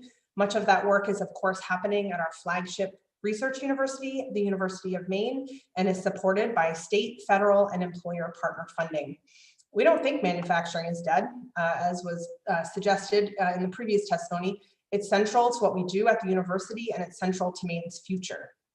We envision being a world pioneer in developing green energy technology, thanks to the university, and also that what we design would be built here, thanks to our longstanding support of the state's manufacturers, including through workforce and process development. And I know we've talked to you a lot about that over the course of the pandemic, as we helped many manufacturers pivot to produce PPE and meet new markets and address supply chain challenges that arose during the pandemic. A great example of this is at UMaine's Advanced Structures and Composites Center. Some of you have had the honor of touring that facility, and we welcome you there if you have not. It is a world-class center for research, education, and economic development, encompassing material sciences, manufacturing, and the engineering of composites and structures. In 2019, it unveiled the world's largest 3D printer, which can print large structurally demanding products like boat hull molds and buildings using wood-based materials. We're really excited. Monday, we're going to be unveiling the state's bicentennial time capsule that we've printed with that printer as well. It can also print blade molds for the expanding wind energy market that is being further accelerated through other UMaine engineering innovation, the floating offshore wind technology that recently brought $100 million of private investment to the state. And what's really important is when we entered into an agreement with the developer who is building out that project, not only will they be building out the demonstration project, the single turbine off the coast of Mohegan, but we required them, and they were willing to certainly do so, to include education and workforce training programs related to ocean renewable development and operations as part of that agreement. And it was important to us that that be inclusive not only of the University of Maine System students, but also the Maine Community College System, Maine Maritime, and the state's K-12 schools. Other exciting work underway at ASCC and also at our Forest Bioproducts Research Institute is the development of green building materials, including those using cellulose nanomaterials, a strong substance usually derived from wood that has applications from food packaging to construction. And what's really great, as you heard from President Farini Mundy a couple of weeks ago, at the center of all of these activities are students, and they're gaining practical real-world experience and problem-solving skills that regularly lead to them starting their own businesses with our support. Black Bear students and new alumni startups range from companies creating skincare products using waste byproducts from lobster processing to eco-friendly insulation using cellulose, cornstarch, and other materials. Much of those success stories for those startups come from the UMaine Foster Center for Student Innovation. This is a center on campus in Orono that is developing the next generation of Maine's entrepreneurs through courses and credentialing and innovation, coaching and consulting, paid campus and company internships and fellowships, including the fellowship, the Innovate for Maine Fellows program, which we're currently seeking both employer and student partners, as well as the Student Business Incubator. So some of the things that have been discussed here today. We really applaud Representative Sylvester's bold vision for Maine's future. It's really exciting when you hear him talk about this, and we really share in that excitement. And we're grateful that the bill takes a really comprehensive approach to thinking about developing a new workforce that is appropriately inclusive of the university, the community colleges, and adult ed, and CTE, to Senator Woodson's point. We support the bill because it draws attention to existing programs and strengths of our universities that are leveraging global opportunities, while encouraging further collaboration, coordination, and conversation within the university and with educational, employer, and public partners like the legislature. In terms of moving the bill forward, we have a couple of recommendations. We would encourage the language be less specific and instead broaden to promote the crosswalking of existing university, community college, and other programs with labor and market data, as well as state priorities like those recommended by the Climate Council. We think this could better highlight opportunities for future initiatives and investments and build upon human and financial capital gap analysis that's already underway at the university with partners in both the forest economy and ocean energy sectors. In the meantime, if you're looking to support growing the green economy, we would encourage your investment. Later this afternoon, you'll be taking up our budget, and we think sustaining and growing investment in our current education and research programs, which, like the Maine Economic Improvement Fund, which is our research and development fund, which has a more than 5-to-1 return and supports much of the work I've talked about here today, is the most effective way to strengthen Maine's green economy and establish our place in the world. Look forward to answering your questions and for continued conversation around this initiative. Thank you so much, Ms. Warren. Do you have any questions from the committee at this time? Seeing none, we'll definitely be in touch if we have any before the work session. Thank you. Up next, we have Ms. Smith joining us. And then after Ms. Smith, we will be moving to neither for nor against. So if you are in the attendees portion of the waiting room and had intended on testifying for, I'm sorry, we'll be moving to against. And if you had planned on testifying for, make sure that you raise your hand as the reaction so I don't miss you. And with that, welcome, Ms. Smith. Thank you for having me today.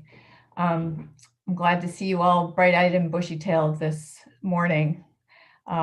Senator Daughtry, Representative Brennan, and members of the Joint Standing Committee on Education and Cultural Affairs. My name is Becky Smith, and I'm the Director of Government and Community Relations for the Maine Community College System. I'm pleased to support LD 515, an act to create new models of Maine manufacturing employment and education on behalf of the system. Through conversations with the sponsor, we have learned the intent of the bill is to improve coordination between higher ed providers, state government, and industry in order to enhance our efforts to make Maine a STEM hub. To do this, the bill seeks to reinvigorate a mostly dormant council, of which MCCS is a member, and asks the council to develop proposals to promote new models of manufacturing, education, and employment in the state, including one in green engineering and technology at Central Maine Community College. The STEM Council will then issue a report back to your committee by January 2022. If the committee chooses to have this bill go forward, we do ask that the bill language be broadened from only applying to Central Maine Community College to the entire Maine Community College system to allow for more flexibility in the location of future efforts. The Maine Community Colleges are constantly innovating and changing to meet Maine's current demand. For example, 1 year ago when COVID-19 reached Maine, the 129th legislature provided the Maine Quality Centers, which is a program of the Maine Community College System, with an additional $2.5 million to help train and retrain Maine's workforce. The 129th knew that, whatever happened during the pandemic, MCCS could quickly help to mitigate the economic fallout, help keep Mainers safe, and start the rebuilding process. As of last week, we had trained well over 10,500 Mainers in COVID safety protocols. We trained 400 healthcare workers with another 500 in the pipeline, and this is above and over and above our usual number. We also stood up specific training programs with Puritan Medical and trained 650 people, and will train at least another 400 workers needed to fulfill the world's need for medical swabs. We collaborated with Maine's top industries, such as hospitality, HVAC, manufacturing, fisheries, and more to fill new and emerging needs. This is not a complete list, but you have a long day ahead of you, and you had a long day yesterday, so I will stop there. We welcome the opportunity to share our successes and to learn from others to help Maine not only recover from the pandemic, but set a course for a bright economy. Thank you. And I also want to add my, my thoughts that Sam Warren's earlier recommendations, the community colleges support those as well. Just want to add our voice to that as well. And that's it. Thank you so much. Do I have any questions from the committee? Seeing none, thank you for your time. Thank you. Is there anyone present who would also like to testify for this bill? Okay, seeing no hands going up, is there anyone present who would like to testify against this bill? Also seeing no hands. Is there anyone, we'll move to neither for nor against, and we have Jessica Laliberty followed by William Norbert from Fame. So I will switch everyone over.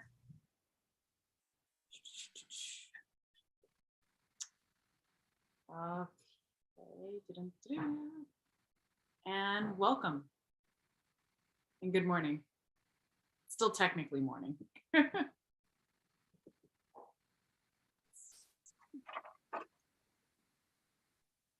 Good morning. Good morning, Senator Daughtry, Representative Brennan, and members of the Joint Standing Committee on Education and Cultural Affairs. My name is Jessica Laliberty. I'm the Policy Relations Manager for the Manufacturers Association of Maine, an industry organization representing Maine manufacturing businesses that employ about 29,000 workers here in Maine. I'm here to offer testimony neither for nor against LD 515, an act to create new models of manufacturing, employment, and education.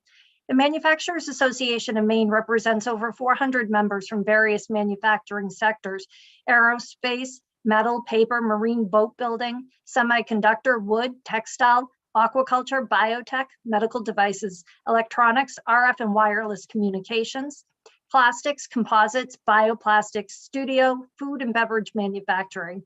Our industry, like many others across the state, are dealing with an aging workforce and currently have thousands of jobs waiting qualified workers. These are good paying jobs. We appreciate very much the forward thinking in the bills contained in this bill, and we thank the sponsor for bringing it forward. LD 515 could create a pipeline for workers down the road. We are supportive of efforts to train and create a well-qualified workforce, and Maine wants to be a part of the council directing and guiding the creation of these educational programs. We would ask this committee to include us in the Science, Technology, Engineering, and Mathematics Council. Manufacturing provides 55,000 jobs in Maine and accounts for 12% of all wages paid. We need help, we need workers, and we need them today. We need training programs to help fill the thousands of manufacturing jobs that are vacant. We need workers to replace those who will retire this year and in the years to come. Maine appreciates all efforts to address workforce challenges faced by businesses in Maine. We are ready to work with the legislature to find ways to fill the pipeline. We thank Representative Sylvester and look forward to working together to find creative ways for our industry to attract and grow our workforce. And we thank you and for your time and consideration. Thank you so much. Do you have any questions from the committee? Representative Stearns. Thank you, Madam Chair. One of the pieces that the sponsor made about this bill is that it would create jobs. And in your testimony, I heard that we are having an enormous difficulty filling jobs, which seems counterintuitive to me. Can you comment on that? We are always looking to grow the job market, right? We're about growth and sustainability. We are supportive of these efforts, but we have jobs that exist today. This bill is creating jobs down the road. It does little to address the workforce shortage that we have right now. That's the concern that we have. Thank you. Representative McCray. Yes, thank you, Madam Chair. Ms. Lillibert, this is kind of almost the same question that Representative Stearns asked, but I can't help but think that through some of your testimony, you view this as a feeder system for the existing manufacturing more than a developing system for new technologies and new manufacturing. Could you kind of differentiate that or at least speak to that for me? Again, we are supportive of all efforts, whether it's transitioning, how manufacturing operates and works.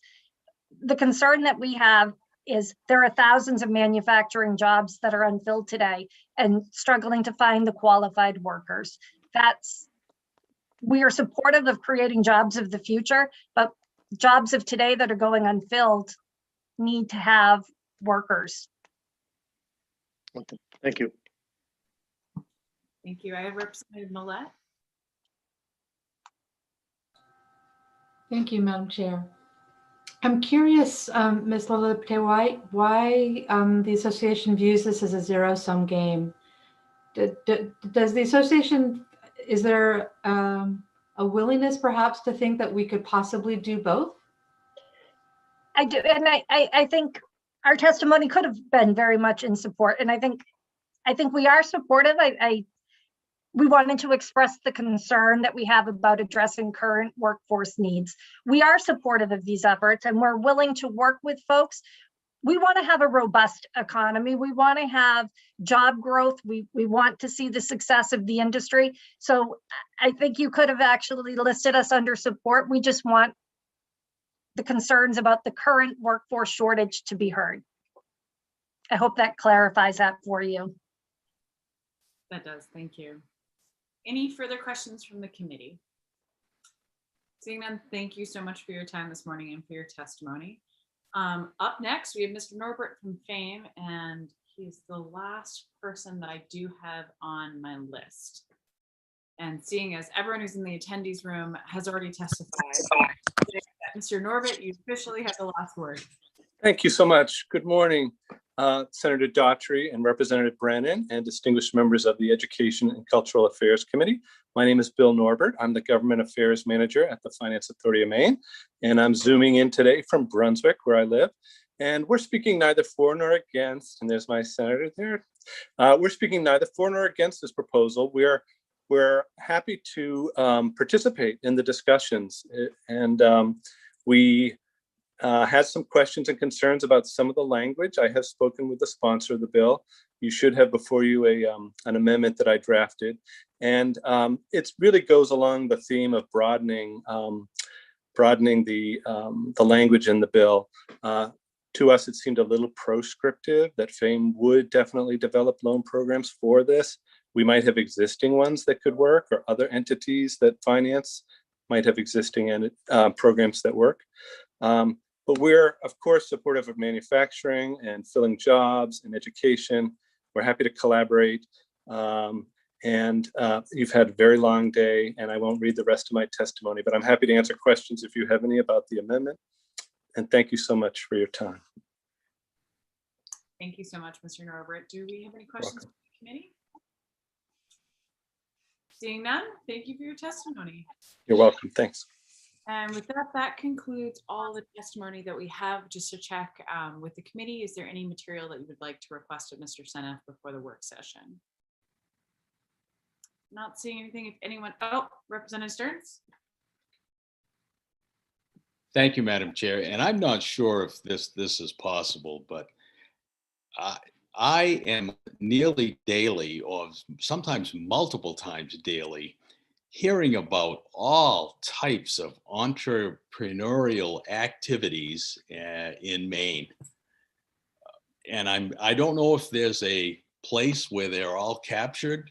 That might be just like, I don't know if it's quantifiable or doable, but if we could have those available, if it's even possible, I think that would be important, because I just believe that the entrepreneurial spirit is alive and well in Maine and chugging away.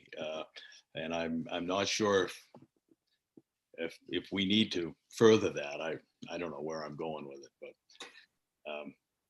is that possible to gather some of that, or maybe not? I think that I could speak with some folks at, for example, the Maine Development Foundation. I think there's a couple other places I could go to see how far I can get in for that question, Representative. Thank you very much, Sam. And I wouldn't skin my knuckles trying to quantify all that. Representative Crockett. Yes, thank you, Madam Chair. Just more additional work for Sam. When you look at that list, and I'm sure there is a list of startups that have occurred in the state.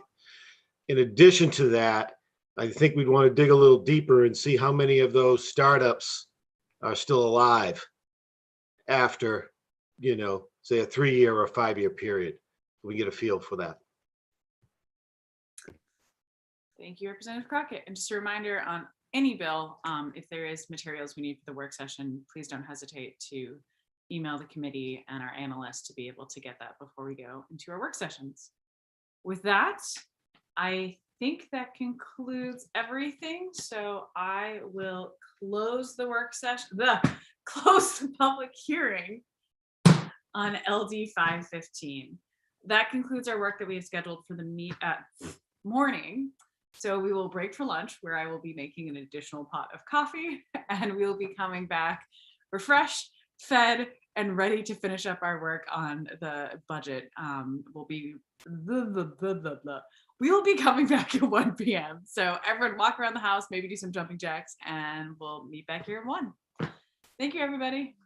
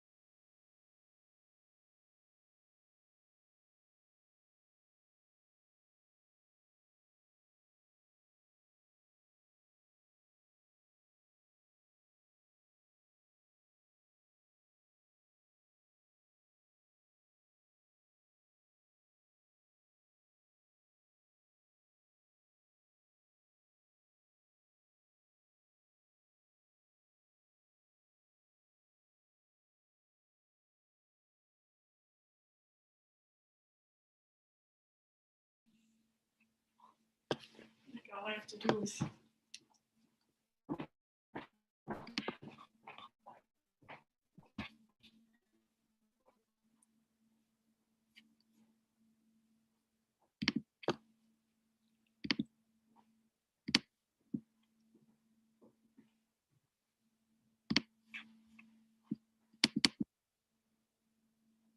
tell you, 19 kids have come back, or will be back as of Monday. Yeah.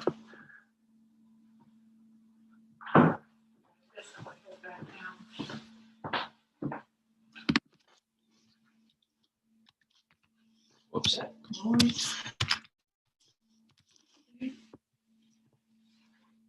Probably the ice machine.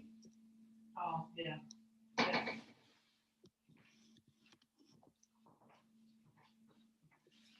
Let's see.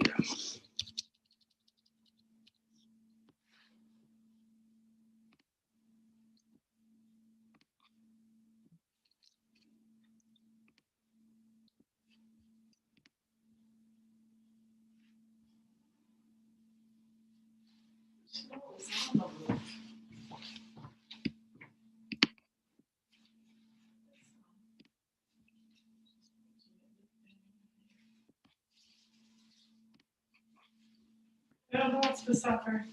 I hadn't even thought about it because I just ate.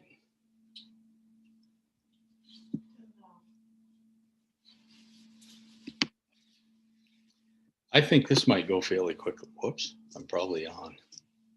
Yes, I.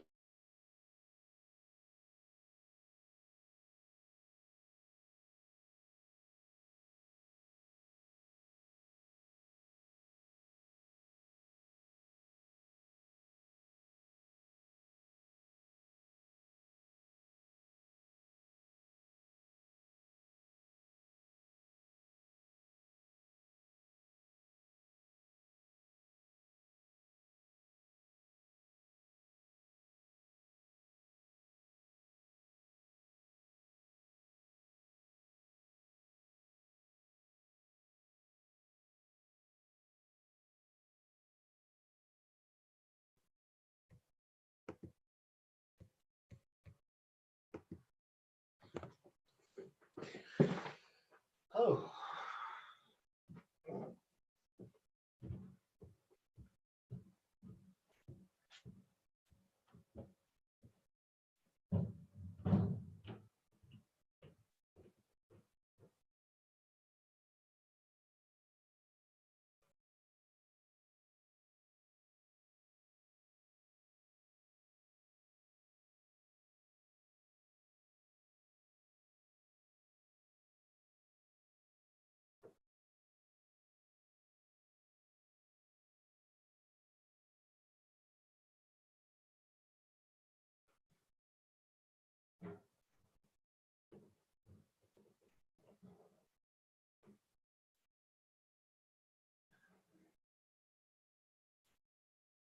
Allocation. Hi, Paul. He's on his mic. Hello.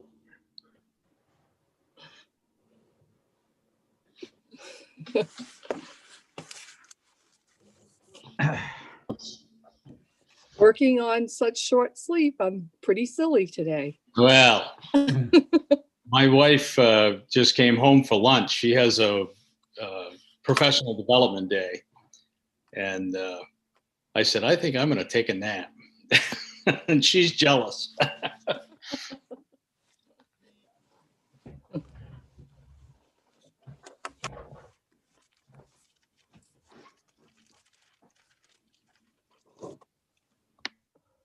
Representatives Lyman and Stearns, I meant to come over and talk to you, and I kept getting distracted.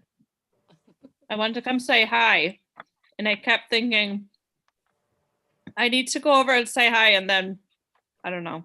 Then I was trying to figure out what the heck we were doing. Yeah, anyway. And then you know, after like 10 o'clock, I'm like, forget it. I can't have a conversation right now. Right. Well, thank you for the thought. Yes. Oh my gosh. Yeah, I just, anyway, and I was working on some homework in between And but anyway, I thought of you guys. I really was gonna come over, but I thought next time.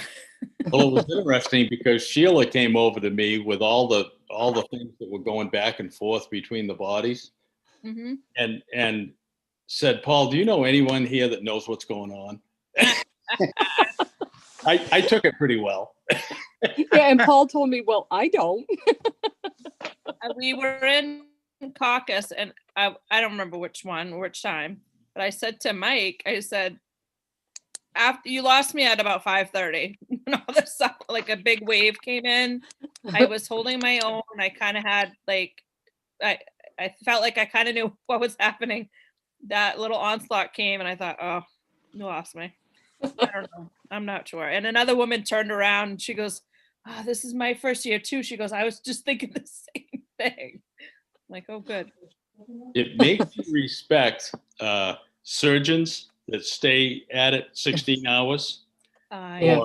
Oh, that's a good point. Or some of these national diplomats, like Secretary of State, that might go on 4 hours of sleep, and then they're just as sharp as can be. Oh boy, okay, that's not me. Not me either. No way. Wow. Did you guys stay up there last night?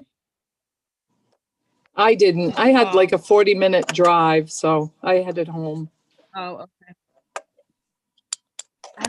Before we jump in, speaking of losing it, wondering where everything is, if you haven't seen the 2009 film In the Loop, it's quite funny. It's about a bunch of politicians in Britain just like going around in a circle and trying to figure everything out.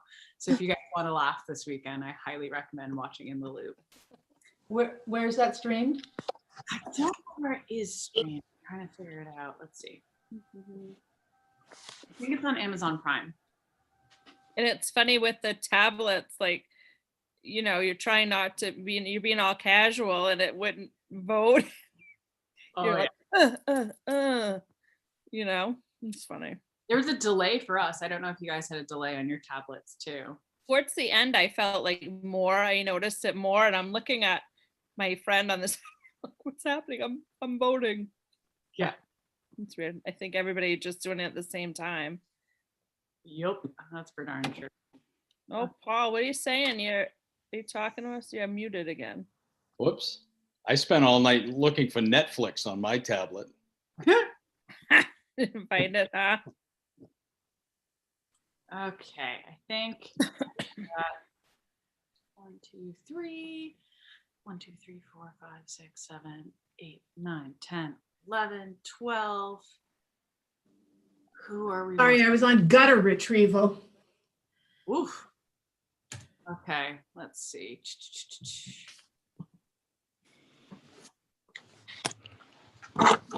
You all assist me, I think. Who are we missing? We've got Dave. We've got Heidi. Representative Roach. That's who we're missing. Paul, do you know if he was going to be here this afternoon? If I don't recall him saying that he was not. Okay. Let's give him another split second to enable him to come back, and then we'll get started in just a little bit. Unless anyone has a good, funny poem. I got a thought. If we go like we did the last 2 days and then have a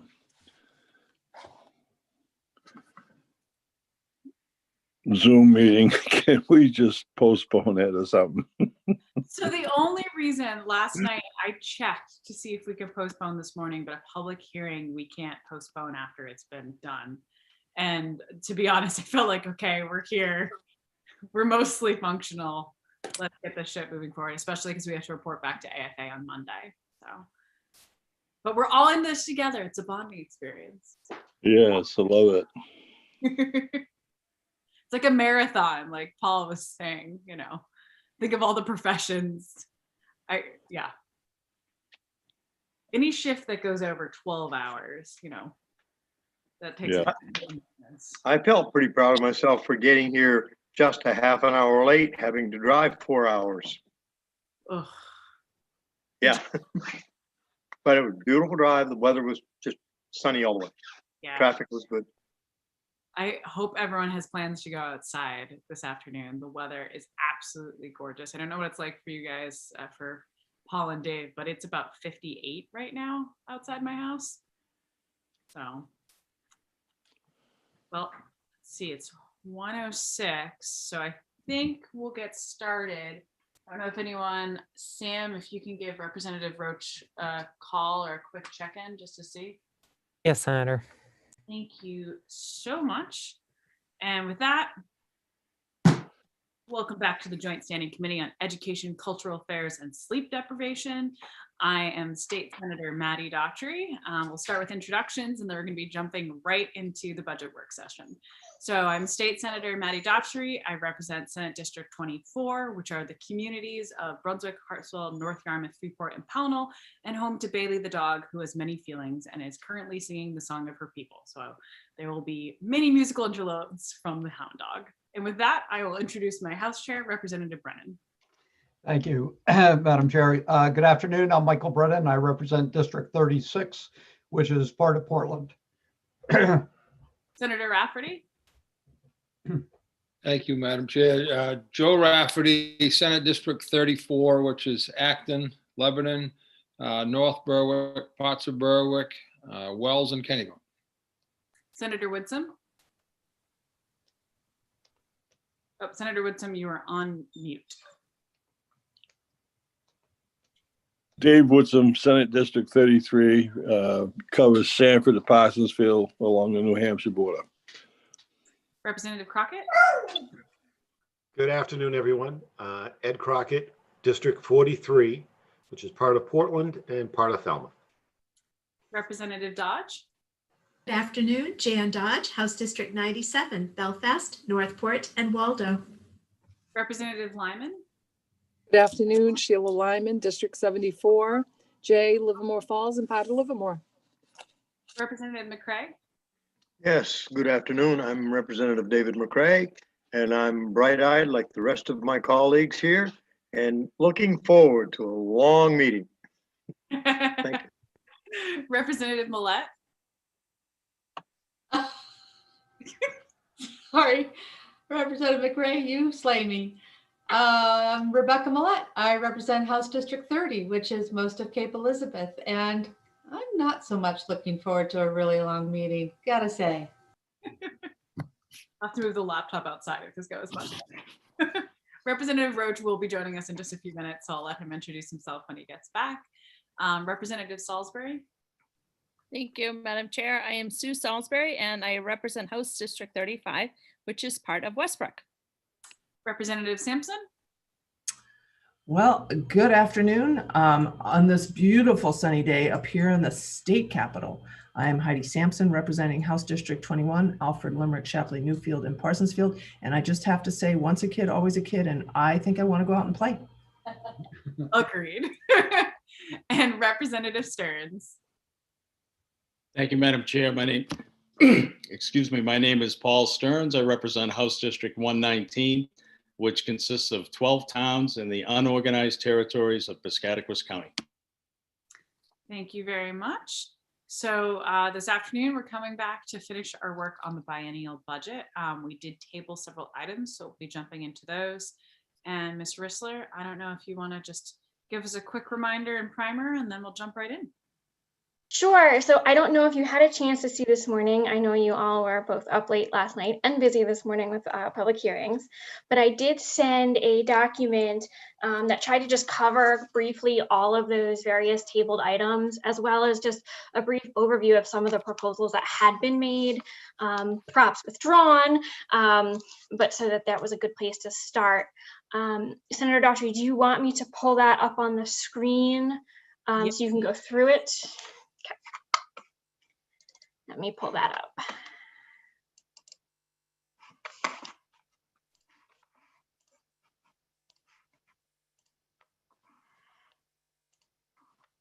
All right, so let me get this nice and big so you don't have to squint.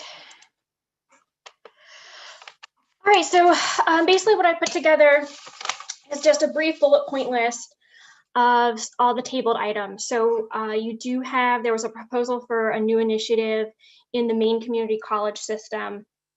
And what I did is I just broke it up into each of the various proposals that had been made, so that they could either be taken up individually or taken up together, whichever the committee wants to move forward with. The committee had asked for some additional information on the Curtis Hall funding for Maine Maritime Academy, and President Brennan from Maine Maritime did send you a letter and some data. And again, when we get to that, if you want me to pull any of that up on the screen, just let me know. And that was yesterday, I believe, that you received that. You also had a proposed new initiative on the University of Maine system and the language related to borrowing for the University of Maine system. You had tabled a few items within the Department of Education's portion of the report back template, specifically relating to child development services and some positions. The department provided some additional clarity, and I know Elaine Babb and Joanne Allen, I believe, are also here or planning to be here to address any additional clarification the committee might want on either of those initiatives in the budget or on the language in Part II. The other big one was proposals and initiatives related to general purpose aid for local schools. And this would include the 22.5 million proposals, as well as the language in Part C, which corresponds to those amounts in that initiative. I briefly summarized some of the proposals here, including going to 55%.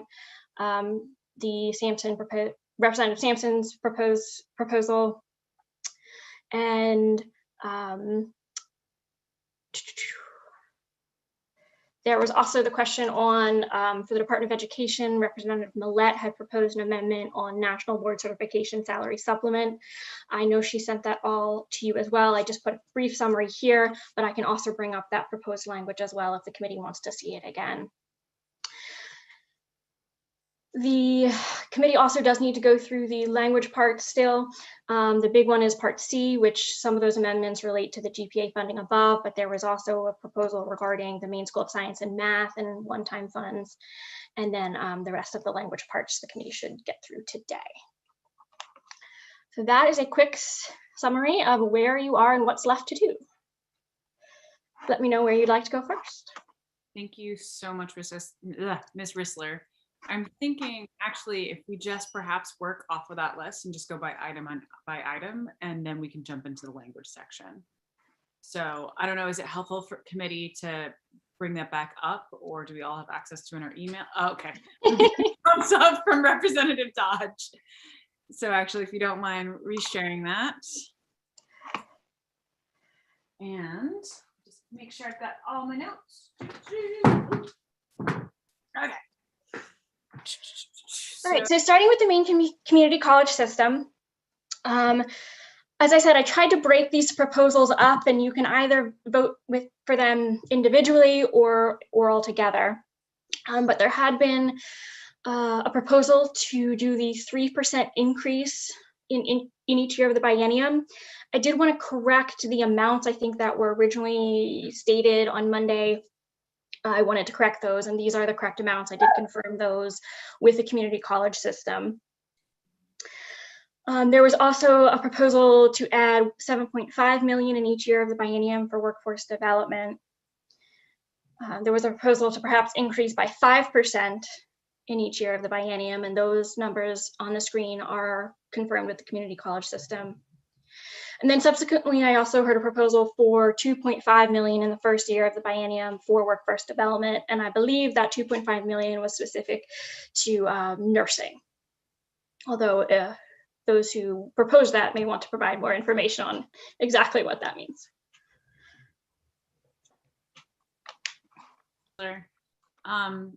Any questions or comments from the committee?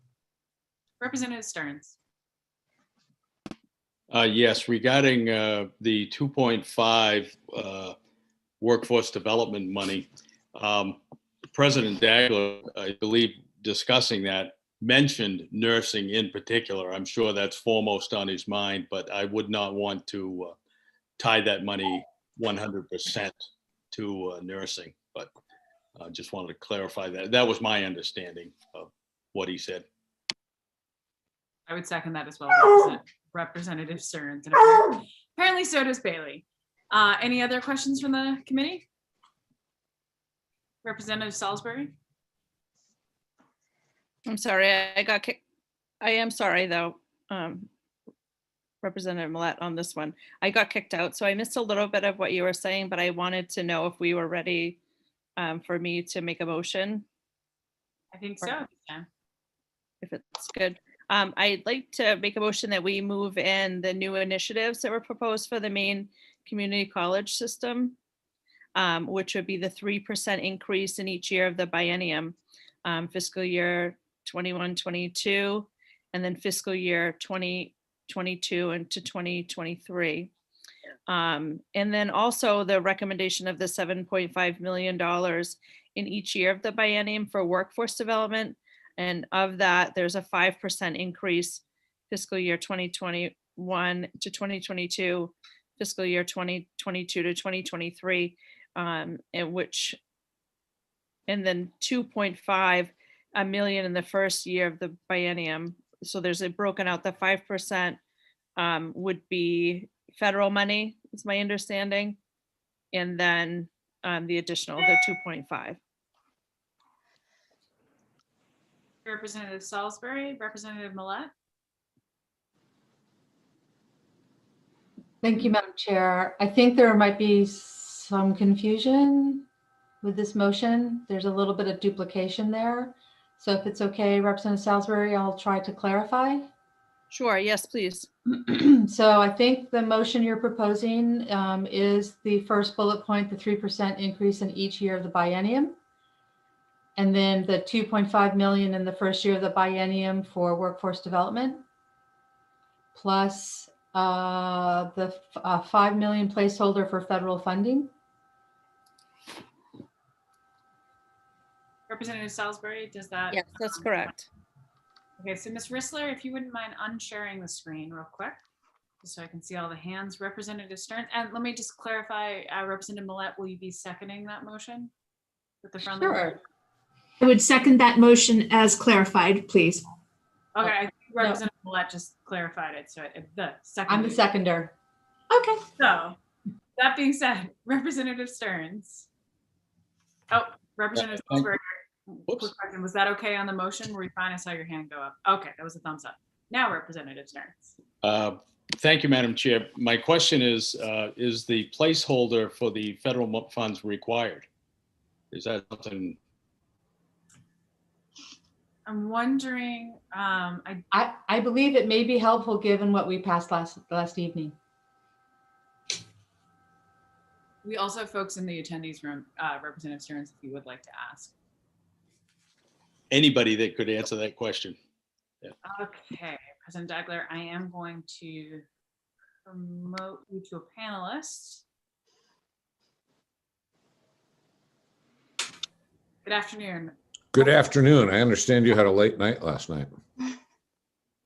So I appreciate you taking the time. I also appreciate the clarifications on the budget. And I'm not exactly sure how to answer Representative Stearns' question. I don't know procedurally, given the environment where there are federal monies coming into the state, whether it would be required. What I would think would be a powerful statement coming from the Education Committee is whether it's the word placeholder or a strong recommendation that federal funds be used to support workforce development, I think really rounds out what is the intent of the proposal. And that is to carve out some of the monies that would be directed towards licensure type programming, those things that can't be worked into short-term training. Representative Stearns is right. We are looking at and talking seriously with the healthcare industry about adding additional nurses, but we would remain fluid. And I think I answered a question in a prior session. It's not really my job to set policy about what the priorities are, but the healthcare workforce is in desperate needs. And actually in a spreadsheet that I've shared with many of you, the numbers are actually driven by demand. And that's what we're seeing from our our data center product we use called Jobs EQ. So the proposal as it was outlined is what I have suggested. It would be very appreciated. And I do think that language around the 5 million would be helpful and supportive coming from the Education Committee. Thank you. I do have a question, and I apologize for the order, or I don't apologize. Representative McCray, Representative Stearns, and Senator Whitson. That's better. Anyway, I totally echo what President Degler just mentioned. If there are funds there, the likelihood of those funds landing in this spot without some request for them are highly unlikely. If we express a need for it, this is a great place. If you get the money, this is a great place to put it. But if we don't say that, it's going to go somewhere else. I mean, it's a crapshoot. So I really believe, if funds are available, this is a much needed request or what have you. Something. Thank you. Representative Stearns, followed by Senator Woodson. Thank you, Madam Chair. I'm more than willing to certainly follow the motion of 3% in each year of the biennium, 2.5% workforce development money, and a note clearly indicating that the committee feels should federal funds become available, they certainly, and even put the amount into that note, a suggested amount. It was placeholder made me nervous for whatever reason. Old man syndrome, maybe. Thank you, Representative Stearns. Senator Woodson. Thank you, Madam Chair.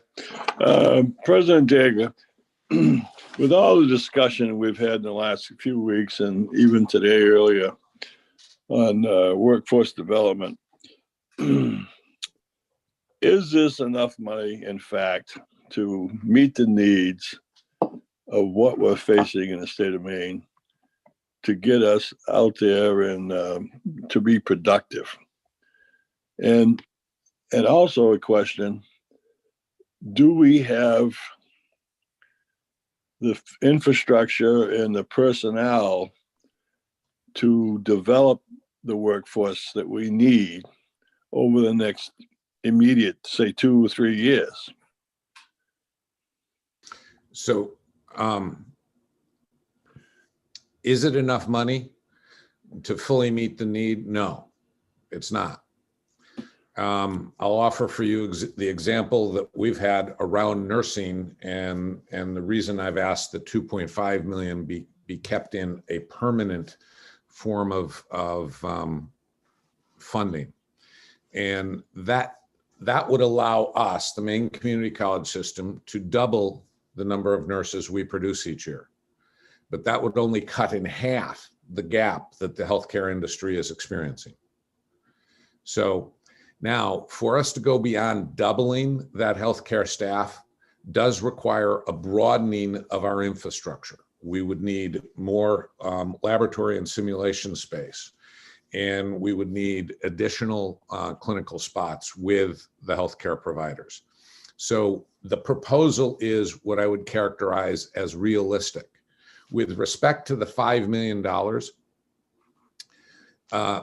there are proposals that exist outside of this conversation around alternative funding for workforce development, and they are bigger numbers. There is an LD that's in place right now that proposes a $20 million a year investment over 5 years. And I'm sure we'll be having that conversation. I'm sorry, 20 million over 4 years. I'm sure we'll be having that conversation in the not too distant future. We've also had conversations with others about other vehicles that we can use for trying to finance additional workforce development. The need is huge. Our ability to deliver on that need, especially in the short-term formats, is pretty powerful. One of the things that does happen is that we're using resources, physical resources, over a shorter period of time in the short-term environment.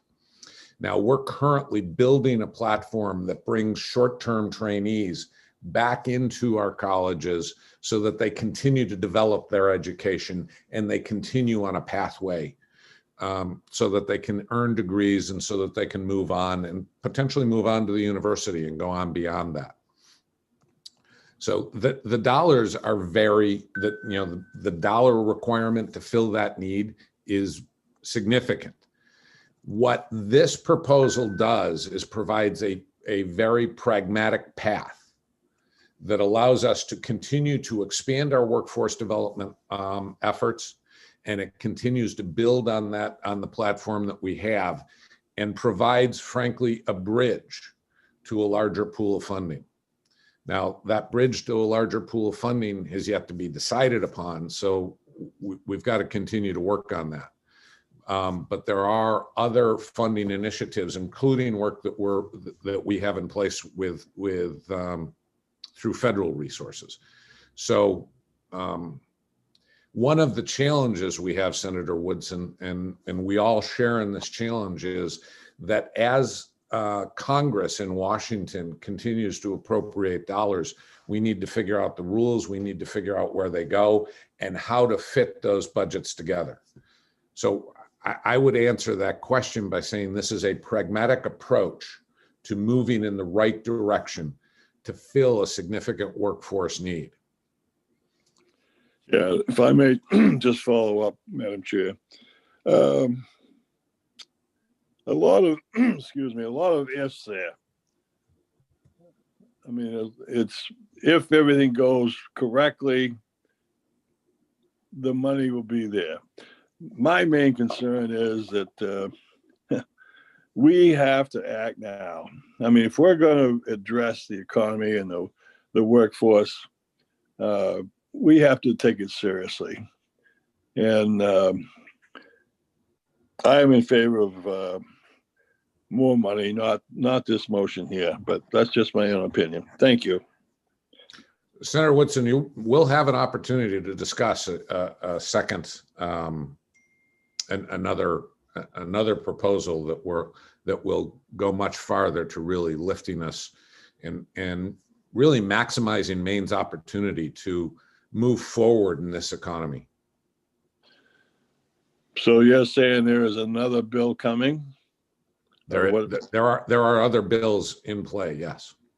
I would say there are definitely multiple bills that get at the heart of what you mentioned, Senator Woodson. So I think we will definitely attempt, and I think the motion that we're discussing here is an excellent first step to do exactly what we're talking about. Okay, thank you. Well said, Senator Daughtry. Thank you. Thank you. Representative Stearns. You're on mute. I apologize. I think I left my hand up. Do I have any further questions from the committee? Ms. Rissler. Can I just clarify on the 2.5 million, whether that was intended to be one-time funds in the first year of the biennium or whether that was intended to be ongoing funds in both years of the biennium? Ms. Rissler, I very much appreciate the question because it is important that they be considered permanent funds. The nature of the programming that would go into would very likely be healthcare and need to be carried on for the rest of our careers. So if I can just clarify with the motion maker, Representative Salisbury and Representative Millette, who seconded it, was that the intention of your motion? Yes, it was. I'm seeing nodding heads, just to clarify. Thank you. Any further questions for President Dagler? Representative Sampson. Oh, the screen moved. I couldn't find my little microphone. Is it easy enough to figure out? So we were talking about 3% increase. Now we have 2.5 million on top that you're proposing to go on. What does that make the total increase at this point? So that could be lumped in with a 3% increase, correct? Yes, it could be. So what's the percentage of increase then? Can I get that information? Is that possible? I can calculate that very quickly. It's about 7%, but I'll do some quick math. Oh my. Okay, we'll let arithmetic take its course. Representative Millet. Thank you, Madam Chair. In prior years, we have had, in fact, in the prior biennial, we have allocated separate monies to be utilized for partnerships with our with industry. Sorry, nope, not sorry. Little tired. We have had separate line items for industry partnerships for the Maine community college system to focus on workforce development. This isn't something new. And my understanding is that because of that, that is how those monies are used. That contrasts with the operating budget increases that are put towards the system-wide expenses. So I do believe it's important to consider those two pots of monies separately. So I think that was well said, Representative Millat. That is accurate. And to answer your question, Representative Sampson, my quick math on the fly says 6.27%. But as Representative Millet has pointed out, they are really going different places. But they're coming out of the same fund, correct? They are at that. Okay, thank you. Any further questions or comments for President Dagler? Going once, going twice, and thank you so much for being with us, President Dagler. Thank you. Okay, back to the attendee room. And with that, any further questions, comments on the motion in front of us? Seeing none, Representative Millet, your hand is still up. I assume that that's just a look, yeah. So with that, I will call for the vote. All those in favor of the, actually, does anyone need the motion restated? Okay. Oh, Representative Sampson. Sure. So the motion, as I have it, is that there would be a 3% increase in each year of the biennium. There would be 2.5 million in ongoing funds for workforce development. And there would be a recommendation to AFA in their allocation of federal funds that 5 million in federal funds would go to the Maine Community College system for workforce development. Okay. Seeing no further questions, I'm going to call for the vote. All those in favor of the motion, please raise your hand and keep it raised while I call off your names. I have Senator Daughtry, Representative Millet, Senator Woodson, Representative Lyman, Representative Salisbury, Representative Brennan, Representative Sampson, Representative McCray, Senator Rafferty, Representative Dodge, Representative Stearns, Representative Crockett, and Representative Roach. It is unanimous of those present and voting. And with that, I do want to give Representative Roach a split second to introduce himself. Thank you. Sorry, I'm late. That Wells traffic hit me. I guess also nice weather. All of a sudden Wells has become popular again. My name is Tim Roach, District 7 Wells. Thank you so much, Representative Roach. Okay, one item off our table list. On to the next. All right, so next up would be Maine Maritime Academy. And the committee had not put forward any specific proposals during the work session on Monday, but had requested some additional clarification on their request for Curtis Hall funding. So I'm not sure if you want me to try to bring up the letter from President Brennan or if there is a proposal. Does anyone have Representative Millet? I know you had discussed language. Yeah, okay. I'm going to try to bring up my screen. Okay, so Madam Chair, are you ready for a motion? I think at this time, yes. Okay. I think I'm going to have a motion, and then then I want to have a discussion about the residence hall. Okay. So I move in a new initiative of $1,369,865 for 21-22, and $1,581,865 in 22-23. That is the requested increase in the operating budget plus a COLA for both of those years. That's my motion. Do I have a second? I would second that, Madam Chair. We have both Representative Dodge and Representative Stearns, I swear, raised their hands at the same time. So Ms. Rissler, whomever you heard first. Do we have any discussion or questions on the motion? Representative Sampson. Thank you, Madam Chair. Representative Millette, you did a screenshot. I didn't see anything. I don't know about anybody else. I'm sorry, I didn't know I was supposed to be sharing my screen. I thought you said you were going to do a screen share. I'm sorry. No, I was trying to get to my screen. Oh, all right, never mind. Okay, I did send this to everybody in the committee days ago. I can't. Yes. It's a blur. Okay. Oh, I just never mind. Okay. Yeah. No, I don't believe I even have the. I don't believe I'm empowered to share my screen. Okay, I will go silent again.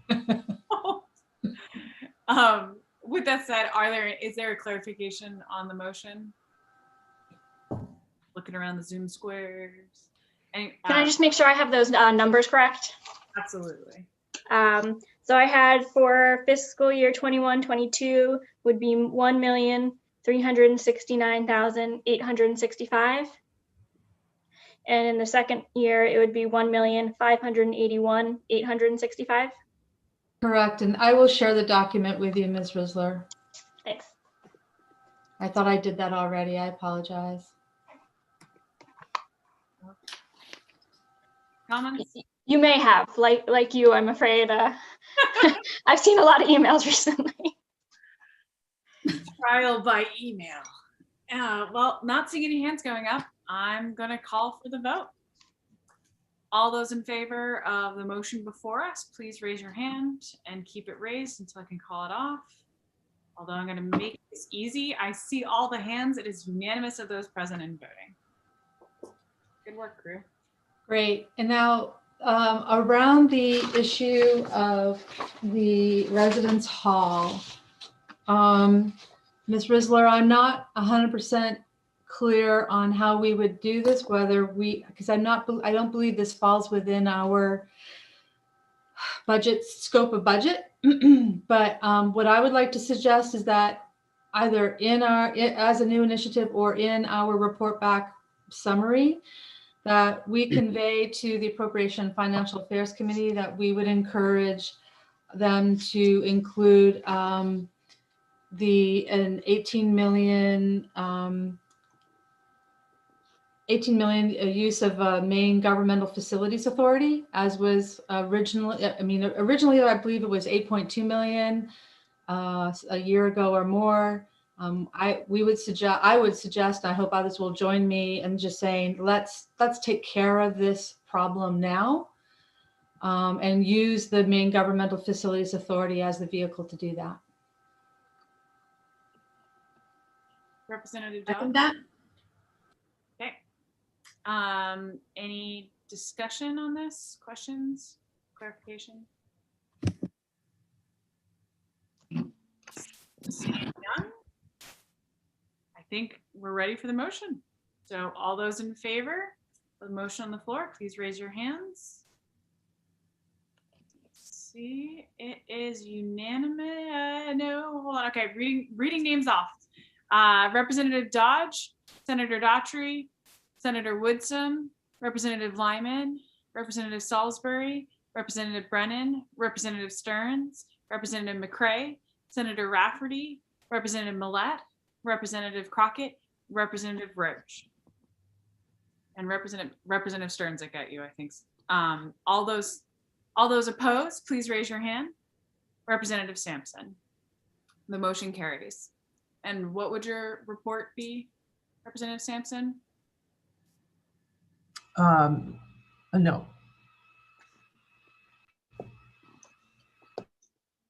And moving on to the next item on the table. So the next item would be the University of Maine system. There were 2 items left to vote. One was a proposal for a 3% increase in each year of the biennium. And I can pull those numbers up. I did confirm those numbers that I had. And there was also the tabled language in part PPP, which I can also share on my screen if the committee would like me to. I think Representative Crockett had a motion when I think we've one portion, and then let's go back through the language after that. Representative Crockett? Thank you, Madam Chair. Yeah, I'd like to make a motion to move back in the 3% in fiscal year 21-22 and an additional 3% in fiscal year 22-23. I would second that, Madam Chair. Seconded by Representative Dodge. Do I have any conversation on the motion? Seeing none, I will call for a vote. Ms. Rissler, do you need any clarification or? Perfect. So all those in favor of the motion, please keep your hand raised high so I can read them off. We have Representative Dodge, Senator Daughtry, Senator Woodson, Representative Lyman, Representative Salisbury, Representative Brennan, Representative Stearns, Representative McCray, Senator Rafferty, Representative Millette, Representative Crockett. All those opposed? And Representative Sampson opposed. And your report, Representative Sampson?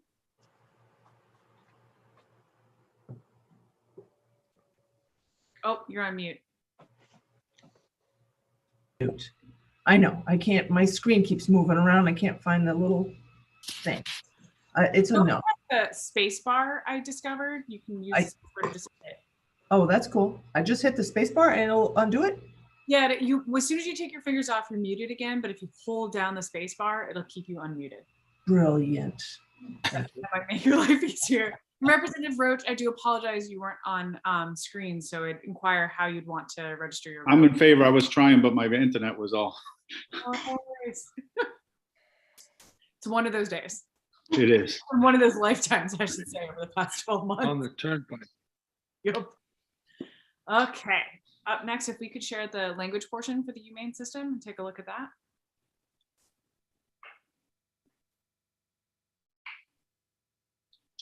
Okay. So this is part PPP. Ooh, sorry, that's doing that. I don't know why, but part PPP, which has to do with borrowing money. And the part clarifies that borrowing, when related to the debt service, will be funded by a commitment from the Maine legislature or is contractually committed by third-party sources, should be excluded from the aggregate principal amount outstanding threshold calculation.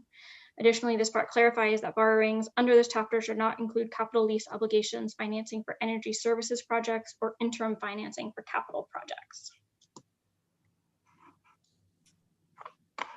Any questions on this portion? Any Senator Woodson? Yeah, is there an amount, a figure that they're discussing, or a limit on the borrowing?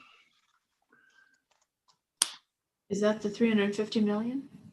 We do have Ms. Warren with us in the attendees portion. I think I'm going to let her in so that she can answer that.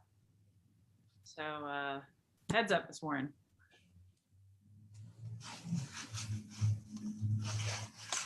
Oh, I don't think we have Ms. Warren. Or good afternoon, Ms. Warren.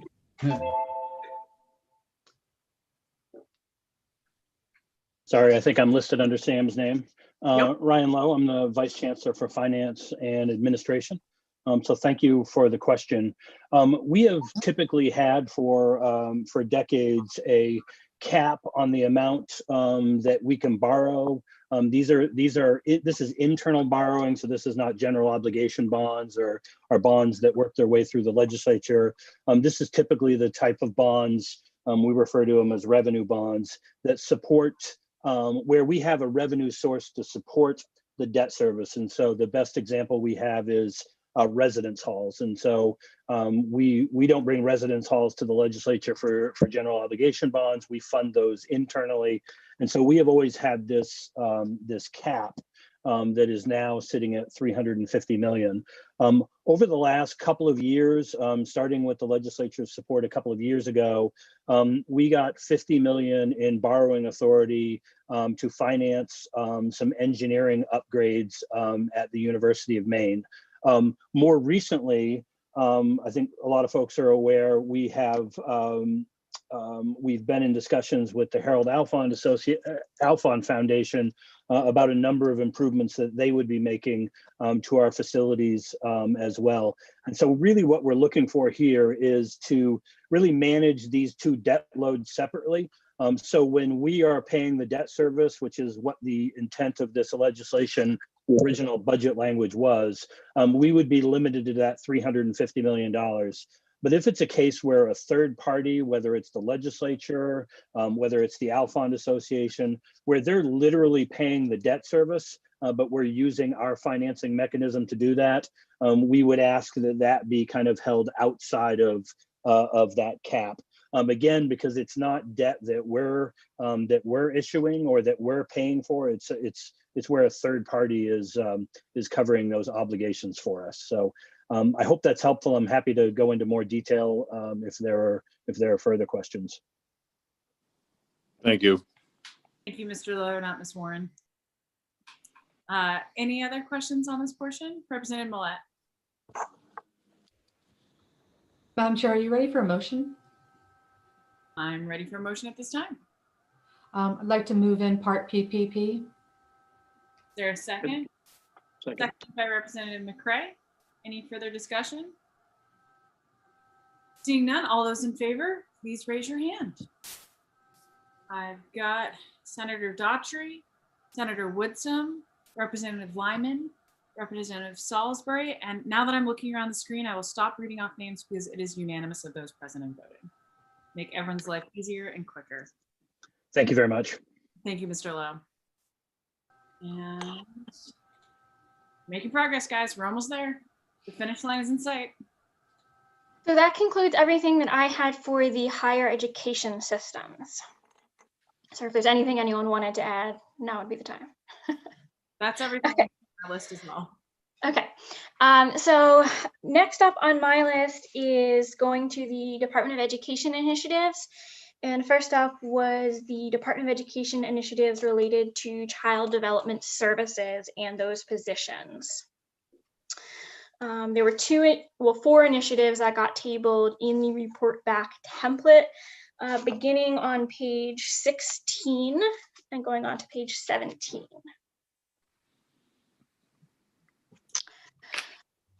Does anyone need to receive these portions?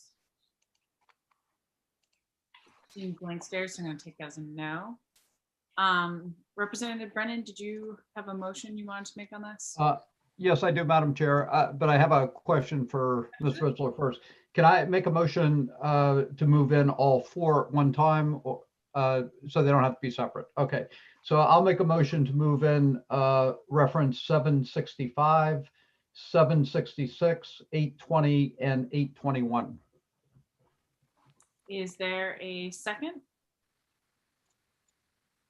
Second. Seconded by Senator Woodson.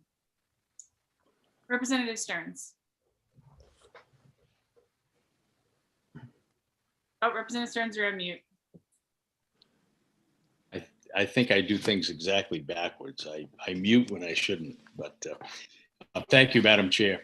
My question is, what is the, my understanding is I believe these are just moving positions and that there is no additional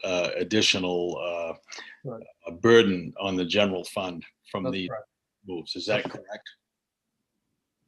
That is my understanding. Thank you. Any further questions? Comments, thoughts, sage points of wisdom? Okay, seeing none, I'm going to call for the vote. All those in favor of moving in these four initiatives, please raise your hand and keep it high so I can see. It is unanimous of those present and voting. That was easy. There is also a language part related to CDS. Do you want to do that one now, or do you want to do the language part with the rest of the language parts? Anyone have a strong opinion one way or the other? Well, Okay. all right.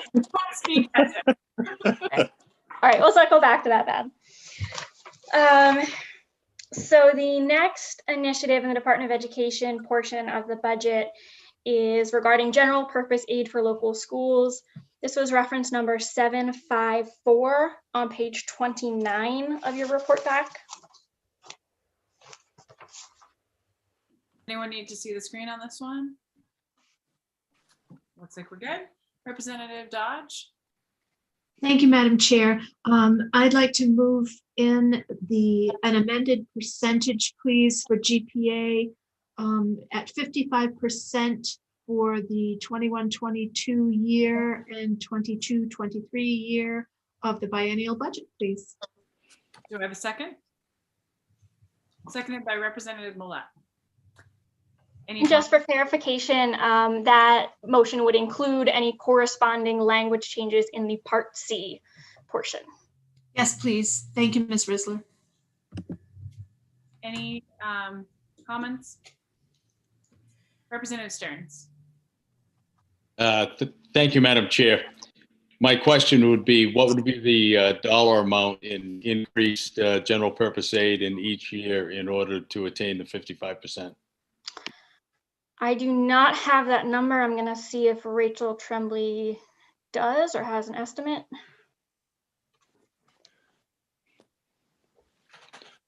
I do not, but I can certainly work on it, and I can do it this weekend and try to get something to Hillary or send an email to you over the weekend.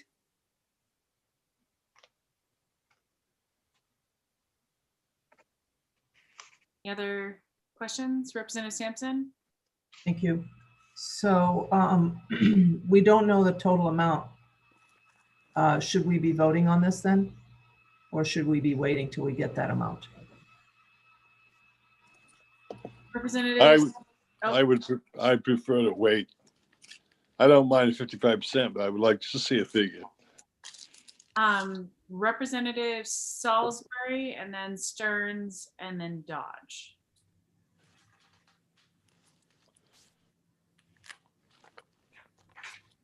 Oh, you're on mute, Representative Salisbury. Bound to happen.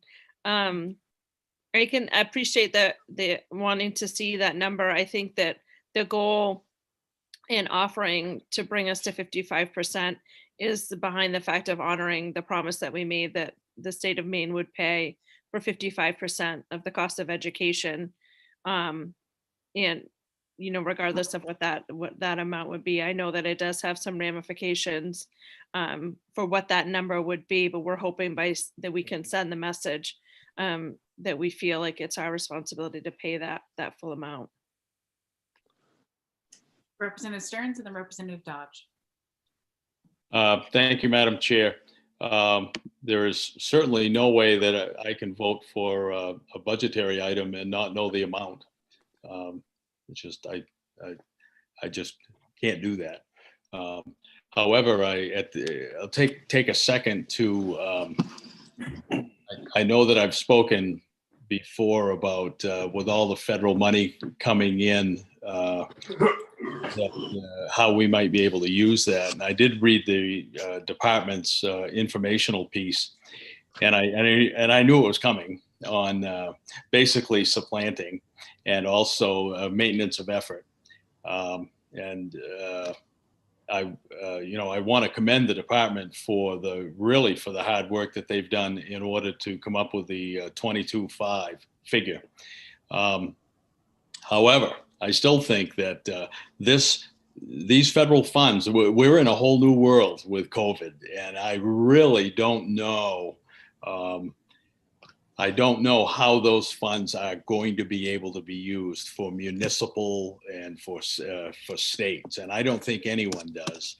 With that said, I could stick to my guns and go zero, and say, let's see what the feds say, or plug in the 22.5 that the department has worked with and still work from there. And if the federal money does allow that to count towards GPA and keep the mill rate down for towns, we could do that. But as far as the motion on the floor, I can't support a number that I don't know. I just want to jump in real quick, Representative Dodge, if you don't mind. I do see that Rachel Tremblay has her hand up, as did Joanne Allen from the department. So Ms. Tremblay, if you'd like to go, and followed by Ms. Allen.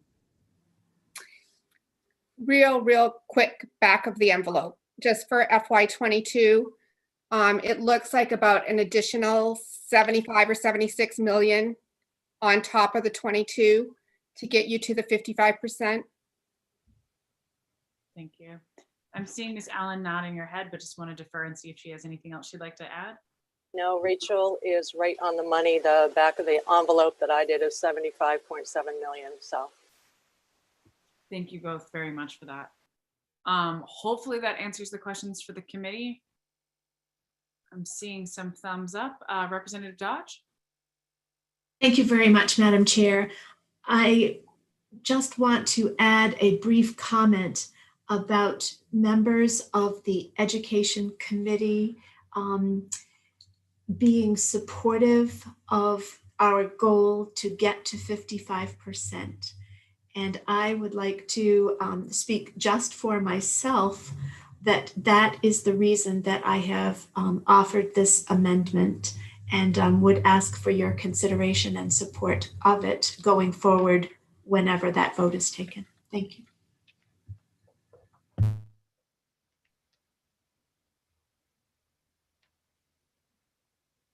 Apologies there. Can you folks hear me? My entire screen just paused. Okay. All good. Representative Millette, followed by Representative McCray. Thank you, Madam Chair. So this is one of the reasons why I ran for the state legislature. After serving 6.5 years on school board and faced year after year struggles with our budgets, I knew how critical it was that the state actually meet the statutory requirement of funding 55%. And to everyone's enjoyment, I'm sure, I have always voted in the Education Committee report back for 55% of funding. And I do credit those that joined that motion in moving the dial fairly significantly in the last number of years on the state contribution. And if we're not out there reminding folks year after year that this is there, it's very easy for people to put other priorities in front of this. So I plan to support this motion in the hopes that not only do federal funds somehow help ease up potential sources for the 55%, but maybe our revenue situation improves as well. So I will be voting in support of the motion. Thank you. Thank you, Representative Millette. Representative McCray? Yes, that's pretty much the same thing I was going to say. We have had this in place for 55% as a goal, as a goal, as a goal, as a goal. I could say that 20 times and probably would still be accurate. Much like the community college system, again, if we leave this at 52%, 52.5% or something like that, Approps is not going to say, "Oh, let's throw some more money where we are, where we have committed to it." If we don't ask for it, they see 55%, the money's there. This would be a great place for it, and they will know that. If the money's not there, they'll know that too. So I'm strongly in favor of this motion.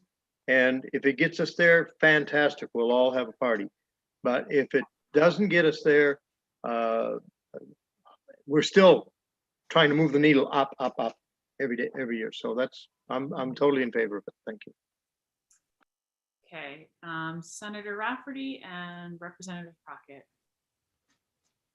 I basically need to kind of agree with what's been said, but it's been a long time series of broken promises. And I think that, we need to commit to our word, which was 55%. It's been a long time coming. We just got to get, if we get to 53 or we get to 54, it's a step closer. And I think that's been our target. That's been our promise. And I think as an education committee, we should commit to it. Thank you so much, Senator Rafferty. Representative Crockett? Yeah, thank you, Madam Chair. And I'll be brief because I don't want to reiterate what the predecessors just said. But it's not like we're looking to get $100,000 now. Obviously, the Appropriations Committee will determine what's there. So we got our goal. Hopefully, they'll give us more than 51.83 that is there now, and get some incremental gain going forward. So I just wanted to make sure everybody understood that we weren't voting for either a 22 million or 100 million number. Ideally, it will be somewhere in between. Senator Woodson. Thank you, Madam Chair. I agree. I mean, our goal has been 55% forever, and it has been very painful trying to get there. Also, to follow along my thinking and my commitment to the workforce, I think this is another way we can take one step forward with that. So I'm going to support this. Thank you, Senator Woodson. And just to build off of what you said about workforce, I just wanted to add one of the things I always think about why I think trying to reach this 55% is so crucial. I also think it's a method of really doing meaningful, property tax relief for many of our communities who have had to balance their school budgets on what I see as the most regressive form of taxation. Not only is it good for our students, not only is it good for, workforce development, like Senator Woodson said, it's just something that I think it's incumbent on all of us to keep, speaking out for our students and our taxpayers and make sure we move this forward. That being said, do I have any other comments, or are we ready to call the vote? Seeing no further comments, all those in favor of the motion before us, please raise your hand and keep it up so I can call them off. I have got Senator Woodson, Senator Daughtry, Representative Crockett, Representative Dodge, Representative Salisbury, Representative Brennan, Representative McCray, Representative Millette, Representative Roach, and Senator Rafferty. All those opposed, please raise your hand. I have Representative Stearns, Representative Lyman, and Representative Sampson. And just to inquire, what would your report be? Madam Chair, I would move the recommended amount by the DOE, and I would suspect that our caucus might have a third position as well. I'm not sure. Representative Sampson? Thank you, Madam Chair. I would like to propose my proposal that we have before us. You don't need me to go through all that again, do I see you, Representative Millette. Yes. Can I ask one clarifying question, Representative Sampson? Sure. So in the 17 million on the school reopening, I know that you specifically said to not go through GPA. For the 5.5 million in the new parent relief program, was the intent for that to go through GPA or not? Good question.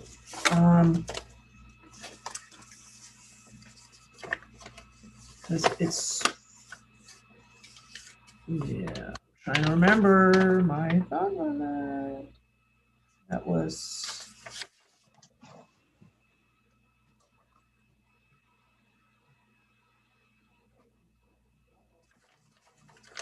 can I get back to you on that? If the committee is comfortable with her clarifying that with me later, that is fine with me. I think it was the same. I don't have all my notes right here, which I thought I did. I think it was the same plan as for the other portion. So I would if that's not correct, just let me know. Correct. Thank you. Thank you, Representative Sampson. Okay. And then Representative Lyman, are you joining with either of those two motions?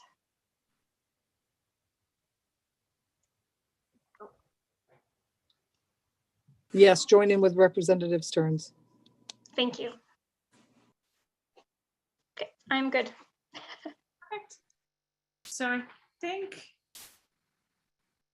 what's up next on the table list is the National Board Certification. Yeah, so next up on the list would be the National Board Certification Salary Supplement Fund. This was a new proposed initiative from Representative Millette regarding an increase of $556,400 raised through the credentialing fees. And she also provided some language that would strike and replace the current language regarding the National Salary Supplement. I can pull that language up if you'd like me to. Thank you, Madam Chair. Yeah, I've sent it to the committee and also to Ms. Risler, so at least I remember to do that. Happy to answer any questions, and if there aren't any, Ms. Risler, is it okay to move it as one whole motion?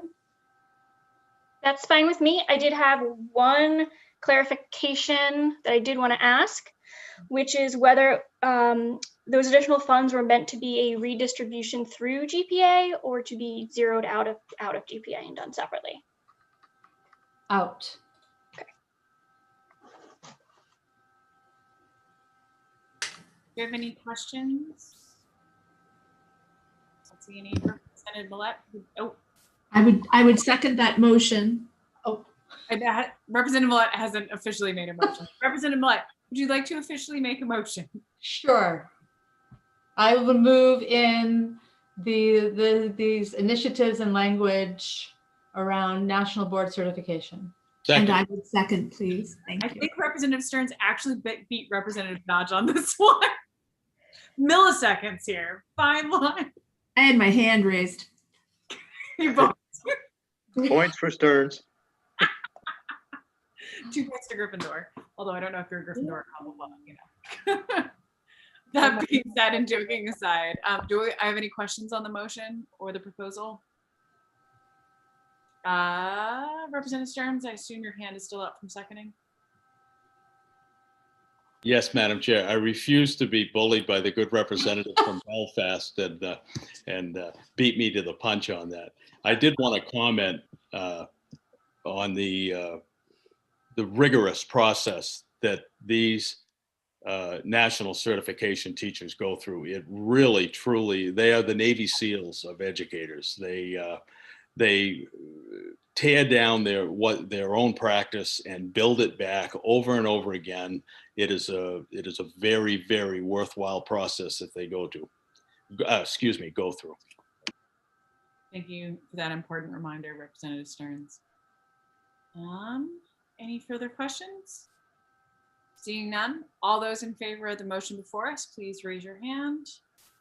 Keep it raised high so I can read you all off. Representative Stearns, Senator Daughtry, Representative Dodge, Representative Wyman, Representative Brennan, Representative McCray, Representative Millette, Senator Rafferty, Senator Woodsum, Representative Roach, Representative Crockett, Representative Salisbury, Representative Brennan, Representative Stearns. All those opposed? Representative Sampson. The motion carries. And Representative Sampson, what would your report be? A no. Perfect. Just briefly, Representative Sampson, because that did include the language part JJ, did you want to keep the part JJ as currently proposed or completely out? I guess it would just be completely out. Okay. Let's see. I think are we on to part C? All right. Ms. Risler. Yes. We are on to part C. Very gratifying to be checking things off. So obviously, some of the amendments that have been made would affect all of those numbers in Part C, and so we can reflect that without being re-voted. However, there was a specific presentation and question as to a proposed amendment and request from the Maine School of Science and Math regarding one-time funds of $450,000. If you're looking at your Part C language, this is going to be on page 6, and I can look it up if the committee would like me to. Does anyone want to have it up on our screens? I think we're all set. Representative McCray? Yes, Madam Chair, thank you. I would like to move in by amendment to add an additional $450,000 one-time funding. So I would like to second that, so I'm going to quickly sneak in. Sorry, Representative Stearns, I haven't going to second anything. thank you. So we have a motion and a second. Any discussion? Just very excited about MSSM. Okay, that being said, all those in favor, please raise your hand. It is unanimous of those present and voting. We got you, Representative Roach. You're all set. Okay. So I just want to make sure I clarify, is there anything else in Part C that the committee wants to discuss individually? The other language change in Part C is the student to teacher ratio that I know the department talked about just for 1 year. So I just want to make sure there's nothing getting missed or that the committee wants to discuss. Representative Millette? I believe we held off on the CDS language changes that we have to still do. Yes, so we do actually have a number of language changes, so I can move on to those if everybody is ready to move on from Part C. Yep. Okay. So these can be voted on individually or all together, but how about I just hold this up? It'll be a little easier to just summarize and go through.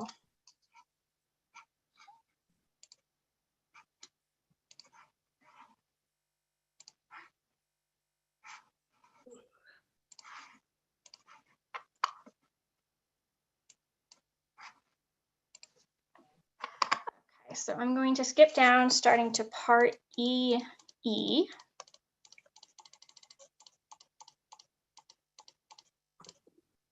Okay. So there's a few different changes to titles. So Part EE changes the title of Director of Legislative Affairs within the Department of Education to Director of Policy and Government Affairs. Part FF changes the title of Director of Communications within the Department of Education to Director of Marketing and Communications, and the title of Director of Special Projects within the Department of Education to Chief Innovation Officer, and adds the Chief Innovation Officer as a major policy influencing position in the department. Part GG adds the Chief of Operations position as a major policy influencing position in the Department of Education. Part HH removes the Education in the Unorganized Territory account within the Department of Education from the list of accounts authorized to carry unexpended general fund personal services balances and transfers the accumulated balance to the unappropriated surplus of the general fund. Part II is the part relating to child development services. It removes the appointment of the Director of Child Development or Early Childhood Special Education. This position was formerly a Child Development Services position. It is now a state position and does not need to be appointed. Part JJ was the one you just voted on in relation to the National Board salary supplement. And that is all of the language parts left.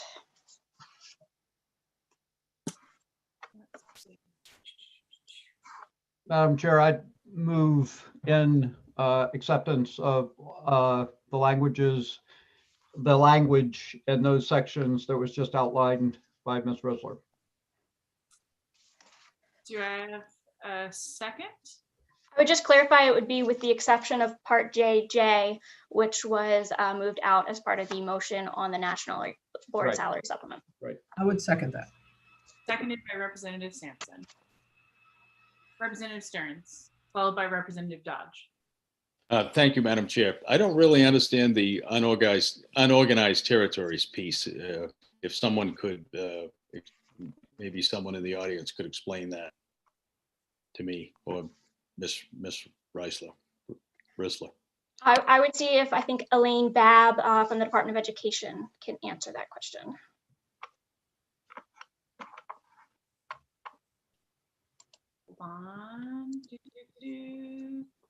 Okay, Ms. Babb is headed into the Zoom.